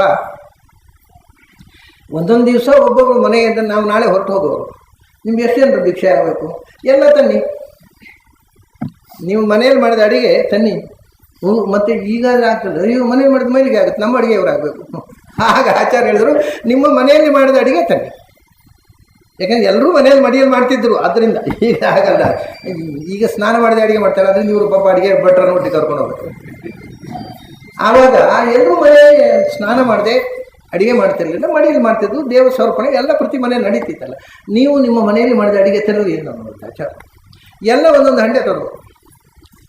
ಕಡೆಗೆ ಆಚಾರ್ಯರು ಪಾಪ ಅವ್ರು ಭಕ್ತಿಯಿಂದ ತಂದಿದ್ದಾರೆ, ಹಾಳು ಮಾಡಿಬಿಡಿ. ನೀವು ಎಷ್ಟು ಜನ ಇದ್ದೀರಿ ತಗೊಳ್ಳಿ, ಉಳಿದದ್ದೆಲ್ಲ ನನಗೆ ಹಾಕಿ ಅಂತ ತಿಂದ್ಬಿಡ್ತಿತ್ತು. ಅಷ್ಟು ಆಚಾರ್ಯ ಸ್ವೀಕಾರ, ಯಾಕೆಂದರೆ ಅವರಿಗೆ ಫಲ ಬರಲಿ, ಗುರುಪೂಜೆ ಮಾಡಿದ ಫಲ ಪೂರ್ತಿ ಸಿಗಲಿ, ಅವ್ರು ಕೊಟ್ಟದ್ದು ವೇಸ್ಟ್ ಮೇಡಮ್ ನಾನು ತಗೋತೀನಿ ಅಂತ. ಒಂದೊಂದು ಸರ್ತಿ ಭಿಕ್ಷೆ ಅವರು ತಂದದ್ದು ಕಮ್ಮಿ ಆಗ್ತೈತೆ ಅಂತ ಜನ ಸೇರ್ತಿದ್ರು. ಅವತ್ತು ಎಷ್ಟು ಹಾಕಿದ್ರು ಹೊಟ್ಟೆ ತುಂಬಷ್ಟು ಸಮೃದ್ಧ ಆಗಿಬಿಡೋದು. ಒಂದು ಜಾಸ್ತಿ ಆಗಿದ್ರೆ ಇವರೊಬ್ಬರೇ ತೊಗೊಂಡ್ಬಿಡೋದು. ಅಂದರೆ ಪಿತುಮಾನ್, ಇದನ್ನು ತಾನು ಪಿತುಮಾನ್ ಅನ್ನೋದನ್ನು ಮಧ್ವಾಚಾರ್ಯರು ಪ್ರಕ್ಷೋ ಪಿತುಮಾನ್. ಮತ್ತು ನಿತ್ಯ ಆಶಯೇ, ನಿತ್ಯ ಅಂದರೆ ನಿತ್ಯಂ, ನಿರಂತರವಾಗಿ. ಆಶಯೇ ಎಲ್ಲಿ? ದ್ವಿತೀಯಂ ಆ ಸಪ್ತಶಿವಾಸು ಮಾತೃಷು, ಆ ಸಪ್ತಶಿವಾಸು ಮಾತೃಷು ಆಶಯೇ, 7 ಶಿವಾಸು, ಆ ಶಿವಾಸು ಪರಮ ಮಾಂಗಲಿಕಗಳಾದ 7 ಮಾತೃಕೆಗಳಲ್ಲಿ ಸದಾ ವಿಹರಿಸು. 7 ಮಾತೃಗಳಲ್ಲಿ ಸದಾ ವಿಹರಿಸು. 7 ಮಾತೃಗಳು. 7 ಮಾತೃಗಳು ಅಂದರೆ ಏನು? ವಾಚೋ ಮಾತರ ಸ್ಮೃತಃ. ಭಾಳ ತಮಾಷೆ. ಮಾತೃ ಅಂತ ಸಂಸ್ಕೃತ, ಮಾತು ಅಂತ ಕನ್ನಡ. ಅದೇ ಇಂಗ್ಲೀಷಲ್ಲಿ ಮೌತ್ ಆಯಿತು ಅಷ್ಟೆ. ಅವರಿಗೆ ಅದರ ಅರ್ಥ ಚೂರು ಬೇರೆ, ಅದು ಗೊತ್ತಿರಲಿಲ್ಲ ಅರ್ಥ. ಏನೋ ಬಾಯಿಗೆ ಸಂಬಂಧಪಟ್ಟದ್ದು ಬಾಯಿ ಅಂತ ಮಾಡ್ಕೊಂಡ್ರು. So mouth is a stolen word from Sanskrit. The original word is ಮಾತಾ, ಮಾತೃ. ಮಾತೃ ಕನ್ನಡದಲ್ಲಿ ಕದ್ದು ಮಾತು ಆಯಿತು, ಇಂಗ್ಲೀಷ್ನಲ್ಲಿ ಮೌತ್ ಆಯಿತು. ಇನ್ನೂ ತಮಾಷೆ ಅಂದರೆ ಮಾತು, ಮಾತಾ 2 ಶಬ್ದ ಇದೆ ಸಂಸ್ಕೃತದಲ್ಲಿ. ಮಾತು ಅನ್ನೋದಕ್ಕೆ ಮಾ ಅಂದರೂ ಮಾತು, ಮಾತು ಮಾತೃ ಅಂದರೂ ಮಾತು. ನೋಡಿ ತಮಾಷೆ. ನೀವು ಫ್ರೆಂಚ್ ತಗೊಳ್ಳಿ, ಫ್ರೆಂಚ್ನಲ್ಲಿ ಒಂದು ಶಬ್ದ ಇದೆ ಷಡಮಾ ಅಂತ. ಅಲ್ಲಿ ಮಾ ಅನ್ನೋದಕ್ಕೆ ಸ್ಪೆಲ್ಲಿಂಗು MOT ಅಂತ. ಮಾತು, ಮಾತೆ, ಮಾತನ್ನು ಕದ್ದು ಮಾ ಮಾಡಿ, ಅದು ಉಚ್ಚಾರ ಮಾ ಅಂತ, ಟಿ ಸೈಲೆಂಟ್. ಇಲ್ಲಿ ಮಾಚೋ ಮಾ ಅಂದರೆ ಮಾತು, ಅದನ್ನು ಅವರು ಕದ್ದುಕೊಂಡ್ರು ಫ್ರೆಂಚಿನಲ್ಲಿ. ಮಾತೃ ಅನ್ನೋದನ್ನು ಮೌತ್ ಇಂಗ್ಲೀಷಲ್ಲಿ ಕದ್ದುಕೊಂಡ್ರು. ಅಂದರೆ ಪ್ರಪಂಚದ ಯಾವ್ಯಾವ ಭಾಷೆಗೆ ಹೋಗಿದೆ, ಇದನ್ನು ಸ್ಟಡಿ ಮಾಡಿದರೆ ಎಲ್ಲಕ್ಕೂ ಮೂಲ ಸಂಸ್ಕೃತ ಅಂತ ಆಚಾರ್ಯರು ಭಾಷೆಯಲ್ಲಿ ಬರೋದು. ಮೃತ್ತಿಕೆ ತೇವ ಸತ್ಯಂ, ಉಳಿದದ್ದೆಲ್ಲ ಮೃತ್. ಮೃತ್ ಅನ್ನೋದು ಸಂಸ್ಕೃತ, ಅದು ಕರೆಕ್ಟು. ಅರ್ಥ ಅನ್ನೋದು ಅದರಿಂದ ಕದ್ದದ್ದು ಅಂತ ಆಚಾರ್ಯ. ಮೃತ್ is the original word, earth is stolen word. ಹೃತ್ is the original word, heart is the stolen word. ಈ ಎಲ್ಲ ಶಬ್ದಗಳು ಹಾಗೆ ಕದ್ದು ಬಂದ ಶಬ್ದಗಳು, ಮೂಲ ಶಬ್ದಗಳು. ಆದ್ದರಿಂದ ಮೂಲ ಶಬ್ದ ಸಂಸ್ಕೃತ. ಅದು ಪ್ರಪಂಚದ ಎಲ್ಲ ಭಾಷೆಗಳು, ಬರೀ ಭಾರತೀಯ ಭಾಷೆಗಳಿಗೆಲ್ಲ ಮೂಲ ಅಂತ. ನೀವು, ನಾನು ತಮಾಷೆಗೆ ಒಂದು ಶಬ್ದ ಹೇಳೋದುಂಟು. ಯಾವಾಗ ಇಂಗ್ಲೀಷ್ನಲ್ಲಿ ಒಂದು ಶಬ್ದ ಇದೆ ಡಾರ್ ಮೌಸ್ ಅಂತ, ನೀವು ಕೇಳಿರ್ಬೋದು ಭಾಳ ಜನ. ಡಾರ್ ಮೌಸ್ ಅಂತ ನನಗೆ ಭಾಳ ಕುತೂಹಲ. ಡಾರ್ ಮೌಸು ಅಂತಂದರೆ ಮರದಲ್ಲೇ ವಾಸ ಮಾಡುವ ಇಲಿ. ಅದು ಒಳಗೆ ನಿಮ್ಮ ಕುತ್ತಟ್ಟಕ್ಕೆ ಬಂದು ನಿಮ್ಮ ಗೋಣಿಚೀಲದೊಳಗೆ ಬರೋಲ್ಲ, ಅದನ್ನ ಹೆಚ್ಚು ಬಾಯಿ, ಅದನ್ನು ಬಾಧಕ ಇಲ್ಲ, ಮರದಲ್ಲಿ ಇರ್ತಾವೆ. ಅದೇ ಡಾರ್ ಮೌಸ್ ಅಂತ ಯಾಕೆ ಬಂತು? ಇಲಿ, ಮರದಲ್ಲಿ ಇರುವ ಇಲಿಗೆ ಡಾರ್ ಮೌಸ್ ಅಂತ ಯಾಕೆ ಬಂತು ಅಂತ ಒಂದು ಜಿಜ್ಞಾಸೆ ನನಗೆ. ಸ್ವಲ್ಪ ಭಾಷಾಶಾಸ್ತ್ರದ ಮೇಲೆ ಆಸಕ್ತಿ ಇರೋದ್ರಿಂದ ಇದರ ಮೂಲ ಎಲ್ಲಿ? ಯಾಕೆಂದ್ರೆ ನೀವು ಅಲ್ಲಿಗೆ ಹೋದರೆ ಇಂಗ್ಲೀಷಿಗೆ ಮೂಲ ಅಂದರೆ ಲ್ಯಾಟಿನ್ನು ಗೀಟಿನ್ನು ಯಾವ ಭಾಷೆಯಲ್ಲಿ ನೋಡಿದರೂ ಡಾರ್ ಮೌಸಿಗೆ ಮೂಲ ಸಿಗೋಲ್ಲ. ಇದು ಎಲ್ಲಿಂದ ಬಂತು? ಸಂಸ್ಕೃತದಿಂದ ಬಂತು. ಡಾರ್ ಅಂದರೆ ದಾರು, ಮರ. ಈ ಫ್ರೆಂಚಲ್ಲಿ ಎಲ್ಲಿಲ್ಲ, ದಾರುವಿನಿಂದ ಡಾರ್ ಬಂತು, ದ್ವಾರದಿಂದ ಡೋರ್ ಬಂತು, ದಾರುವಿಂದ ಡಾರ್ ಬಂತು. ಪೂರಾ ಕದಿಯೋದ ಅವನು, ನಮ್ಮನ್ನೇ ಅವ್ರು ಕದಿಯೋದು, ಅವ್ರನ್ನ ಊರು ಹೊಡಿಯೋದು ಪಾಸ್ ಆಗಲಿಕ್ಕೆ. ಇದೇನು ಪ್ರಾರಬ್ಧಗಳು ಯಾರಿಗೆ? ಇದು ನಮ್ಮ ಹುಡುಗರು ಊರು ಹೊಡಿಯೋದು. ಓಹೋ ಇಂಗ್ಲೀಷ್ ಶಬ್ದ ಅಂತ ಇಲ್ಲಿಂದ ಹೋದೊಂದು ಗೊತ್ತಿಲ್ಲ, ಅಷ್ಟೇ ಎಚ್ಚರ ಇಲ್ಲ. ಟೀಪಾಯಿ, ತೀನ್ಪಾಯಿ, 3 ಕಾಲಿನ ತ್ರಿಪಾದಸ್ಯ, 3 ಕಾಲಿನ ಮುಕ್ಕಳೆ ಟೀನ್ಪಾಯಿ. ತೀನ್ಪಾಯಿಯನ್ನು ಅವ್ರು ಕದ್ದು ಟೀಪಾಯಿ ಮಾಡೋದು. ಈಗ ಟೀ ಸ್ಟ್ಯಾಂಡು ಅಂತ ಅರ್ಥ ಆಗ್ಬಿಡುತ್ತೆ ನಮ್ಮ ಹುಡುಗರಿಗೆ, ಅದನ್ನು ಊರು ಹೊಡಿತಾರೆ. ನಮ್ಮ ಶಬ್ದವನ್ನು ಅವರು ಕದ್ದು ನಾವು ಅದನ್ನು ಊರು ಹೊಡೆದು ಪಾಸ್ ಆಗೋದು. ಇದಕ್ಕಿಂತ ದೊಡ್ಡ ನಾಚಿಕೆಗೇಡು ಉಂಟಾ? ಮರ್ಯಾದೆ ಇಲ್ಲ ನಮ್ಮ ಜನಕ್ಕೆ. ಸರಿ, ಹಾಗೆ ಅಲ್ಲಿ MOT ಅದನ್ನು ಹೇಳೋದು ಮಾ ಅಂತ, ಟಿ ಸೈಲೆಂಟ್. ಅದೇ ವಾಚೋ ಮಾತು, ಮಾತೃ, ಮೌತ್ ಇದೆಲ್ಲ ಒಂದರೆ. ಅದನ್ನ ಮಾತರಹ ಅಂದರೆ ಮಾತುಗಳು. ಯಾವುದು? ಆ ಶಿವಾಸು ಸಪ್ತ ಮಾತೃ ಪರಮ ಮಾಂಗಲಿಕಗಳಾದ 7 ಮಾತುಗಳು. ಒಂದು ಯಾವುದೆಲ್ಲ? ಋಗ್ವೇದ, ಯಜುರ್ವೇದ, ಸಾಮವೇದ, ಅಥರ್ವವೇದ 4 ಮಾತುಗಳಾಯ್ತಾ. ರಾಮಾಯಣ, ಮಹಾಭಾರತ, ಇತಿಹಾಸ 6 ಮಾತುಗಳಾಯ್ತಾ. ಆಮೇಲೆ ಪುರಾಣಗಳು ಮತ್ತು ಪಂಚರಾತ್ರ. ಪುರಾಣ ಇವು 7 ಮಾತುಗಳು. ವೇದವ್ಯಾಸರು ರಚನೆ ಮಾಡಿದ ಪುರಾಣಗಳು, ಭಾರತ, ರಾಮಾಯಣ, 4 ವೇದಗಳು, ಇವೇ 7 ವಿದ್ಯೆಗಳು. ಈ 7 ಮಾಂಗಲಿಕಗಳಾದ ಮಾತುಗಳಲ್ಲಿ ಆಶಯೇ ಸದಾ ವಿಹರಿಸುವ ಆಚಾರ್ಯ ಮಧ್ವರು ಹೌದು, ಪ್ರಾಣದೇವರು ಹೌದು, ಭೀಮಸೇನನೂ ಹೌದು, ಎಲ್ಲ ಹೌದು. ಸಪ್ತಶಿವಾಸು ಮಾತೃಷು. ಅದೇ ಭೀಮಸೇನ ತೃತೀಯಂ ಅಸ್ಯ ವೃಷಭಸ್ಯ ದೋಹಸೆ ದಶ ಪ್ರಮತಿಂ ಜನಯಂತ ಯೋಷಣ. ಅವನ ತೃತೀಯಂ ವಪುಃ, 3ನೇ ರೂಪ. ಅವನು ಯಾರು? ದಶಪ್ರಮತಿ. ದಶಪ್ರಮತಿ ಸಂಸ್ಕೃತದಲ್ಲಿ ದಶ ಅಂತಂದರೆ 10 ಅಂತ ಅರ್ಥ. 1 ಶತಂ ಅಂದರೆ 100 ಅಷ್ಟೇ ಅಲ್ಲ, 10 ಅಂದರೆ 16, 100 ಅಂದರೆ 106, 1000 ಅಂದರೆ 1000. ಶತಂ ದಶ ಸಹಸ್ರಂಚ ಸರ್ವಂ ಅಕ್ಷಯ ವಾಚವು, ಇನ್ಯೂಮರಬಲ್ ಅಂತ ಅರ್ಥ ಸಂಸ್ಕೃತ ದಶ ಅಂತಂದ್ರೆ ಎಣಿಕೆಗೆ ಸಿಗದಷ್ಟು. ಪ್ರಮತಿ ಜ್ಞಾನ. ದಶಮತಿ ಅಂದರೆ ಲೆಕ್ಕಕ್ಕೆ ಸಿಗದಷ್ಟು ಜ್ಞಾನಗಳ ರಾಶಿ. ಅದರಿಂದ ದಶಪ್ರಮತಿಂ ಜನಯಂತ, ಎಣಿಕೆಗೆ ಸಿಗದಷ್ಟು ಜ್ಞಾನದ ರಾಶಿಯಾದ ಆಚಾರ್ಯ ಮಧ್ವರನ್ನ ವೇದಾಭಿಮಾನಿ ದೇವತೆಗಳು ಹೆತ್ತರು. ದಶಪ್ರಮತಿಂ, ದಶಪ್ರಮತಿ ಅಂತ ಬಂದ ಹೆಸರನ್ನು ಆಚಾರ್ಯರು ತನ್ನ ಗ್ರಂಥದಲ್ಲಿ ತಾನು ದಶಪ್ರಮತಿ ಅಂತ ಹೇಳಿಕೊಂಡಿದ್ದಾರೆ. ದಶಪ್ರಮತಿ ಎನ್ನುವುದು ಒಂದು ಆಶ್ಚರ್ಯ. ವೇದಕ್ಕೆ ಭಾಷೆ ಬರೆದವರು ಯಾರಿಗೂ ಅರ್ಥ ಆಗಿಲ್ಲ, ಯಾಕೆಂದರೆ ಮಧ್ವಾಚಾರ್ಯ ಅನ್ನೋ ವಿಷಯ ಗೊತ್ತಿಲ್ಲ. ಇಡೀ ವೇದದಲ್ಲಿ ಆ ಶಬ್ದ ಇಲ್ಲಿ ಮಾತ್ರ ಒಂದೇ ಸರ್ತಿ ಬಂದಿದೆ. ಎಲ್ಲಿ ಇಡೀ ಋಗ್ವೇದದಲ್ಲಿ ದಶಪ್ರಮತಿ ಶಬ್ದ ಇನ್ನೊಮ್ಮೆ ಬರಲಿಲ್ಲ. ಇಲ್ಲಿ ಒಂದು ಬಂದಿದೆ. ಏನಪ್ಪ ದಶಪ್ರಮತಿ ಅಂದರೆ 10 ಬುದ್ಧಿ ಅಂದರೆ ಏನು? ಕುಂಟನಿಗೆ 8 ಬುದ್ಧಿಯಿಂದ ಕಡಿದೀವಿ, ಇದು 10 ಬುದ್ಧಿಯವರು ಯಾರಪ್ಪ ಅಂತ ಹೀಗೆ ತಲೆಗೆಡಿಸಿಕೊಂಡ್ರು ಹೊರತು ಸಂಸ್ಕೃತ ಭಾಷ್ಯಕಾರರಿಗೆ ದಶಪ್ರಮತಿ ಶಬ್ದದ ಅರ್ಥ ಗೊತ್ತಾಗಿಲ್ಲ. ಸರಿಯಾದ ಅರ್ಥ ರಿವೀಲ್ ಮಾಡಿದವರು ಆಚಾರ್ಯ. ದಶಪ್ರಮತಿಂ ಜನಯಂತ ಯೋಷಣ, ಹೆಂಗಸರು ಸ್ತ್ರೀಯರು. ಯೋಷಣ ಸ್ತ್ರೀಯರು ದಶಪ್ರಮತಿಯನ್ನು ಅಂದರೆ ಪೂರ್ಣ ಪ್ರಜ್ಞನನ್ನು ಹೆತ್ತರು. ಎಷ್ಟು ಜನ ಹೆಣ್ಮಕ್ಳು ಹೆತ್ತರು? ಒಬ್ಬಳೆ ತಾಯಿ ಅಲ್ವಾ? ಆ ತಾಯಿ ಎಲ್ಲಿ ಹೆತ್ತಾಳೆಪ್ಪ? ಆಕೆಗೆ ವಾಯುದೇವರನ್ನ ಹೆರೋ ಯೋಗ್ಯತೆ ಎಲ್ಲಿದೆ? ಅವಳ ಒಳಗೆ ಕೂತು ವೇದಾಭಿಮಾನಿ ದೇವತೆಗಳು ಶ್ರೀ ಭೂ ದುರ್ಗೆಯರು ಹೆತ್ತಳು ಈ ಭಗವಂತ. ದಶಪ್ರಮತಿಂ ಜನಯಂತ ಯೋಷಣ. ಯಾಕೆ ಹೆತ್ತರು? ತೃತೀಯಂ ಅಸ್ಯ, ಈ 3ನೇ ರೂಪವನ್ನು. ಅಸ್ಯ ತೃತೀಯಂ ವಪುಃ ವೃಷಭಸ್ಯ ದೋಹಸೆ. ವೃಷಭ ಅಂತಂದರೆ ಜ್ಞಾನಮೂರ್ತಿ, ಸರ್ವಶ್ರೇಷ್ಠ. ವೃಷಭ ಅಂದರೆ ಶ್ರೇಷ್ಠ ಅಂತ. ಸರ್ವಶ್ರೇಷ್ಠರಾದ ಭಗವಂತನ ಅರಿವನ್ನು ದೋಹಸೆ, ಕರೆಯುವುದಕ್ಕೋಸ್ಕರ. ಅರಿವನ್ನು ಕರೆಯುವುದಕ್ಕೋಸ್ಕರ ಅಂದರೆ ಕರೆಯುವುದು, ಹಾಲು ಕರೆದ ಹಾಗೆ. ದನದ ಕೆಚ್ಚಲಲ್ಲಿ ಹಾಲಿದೆ, ಕರೀದಿದ್ದು ನಮಗೆ ಅಲ್ಲಿ. ಸೊ ಆ ಹಾಲನ್ನು ಕರೆದು ಕೊಟ್ಟವರು ಆಚಾರ್ಯರು. ಕೆಚ್ಚಲ ಹಾಲನ್ನು ಕರೆದು ಕೊಟ್ಟು, ನೋಡಪ್ಪ ಇದು ಭಗವಂತನ ಅರಿವಿನ ಜ್ಞಾನಾಮೃತ ಕುಡಿ ಅಂತ ಕೊಟ್ಟರು. ಹೀಗೆ ಪರಮಪುರುಷನ ಜ್ಞಾನದೋಹಕ್ಕ ಜ್ಞಾನದ ಹಾಲನ್ನು ಕರೆದು ನಮಗೆ ಆ ಹಾಲಿನ ಸವಿ ಉಣ್ಣಿಸುವುದಕ್ಕಾಗಿ ಆಚಾರ್ಯ ಮಧ್ವರನ್ನು, ವೇದದ ಜ್ಞಾನಾಮೃತದ ಸವಿಯನ್ನು ಉಣ್ಣಿಸುವುದಕ್ಕಾಗಿ ವೇದಾಭಿಮಾನಿ ದೇವತೆಗಳೇ ಅವನನ್ನು ಹುಟ್ಟಿಸಿದರು ಭೂಮಿಯಲ್ಲಿ.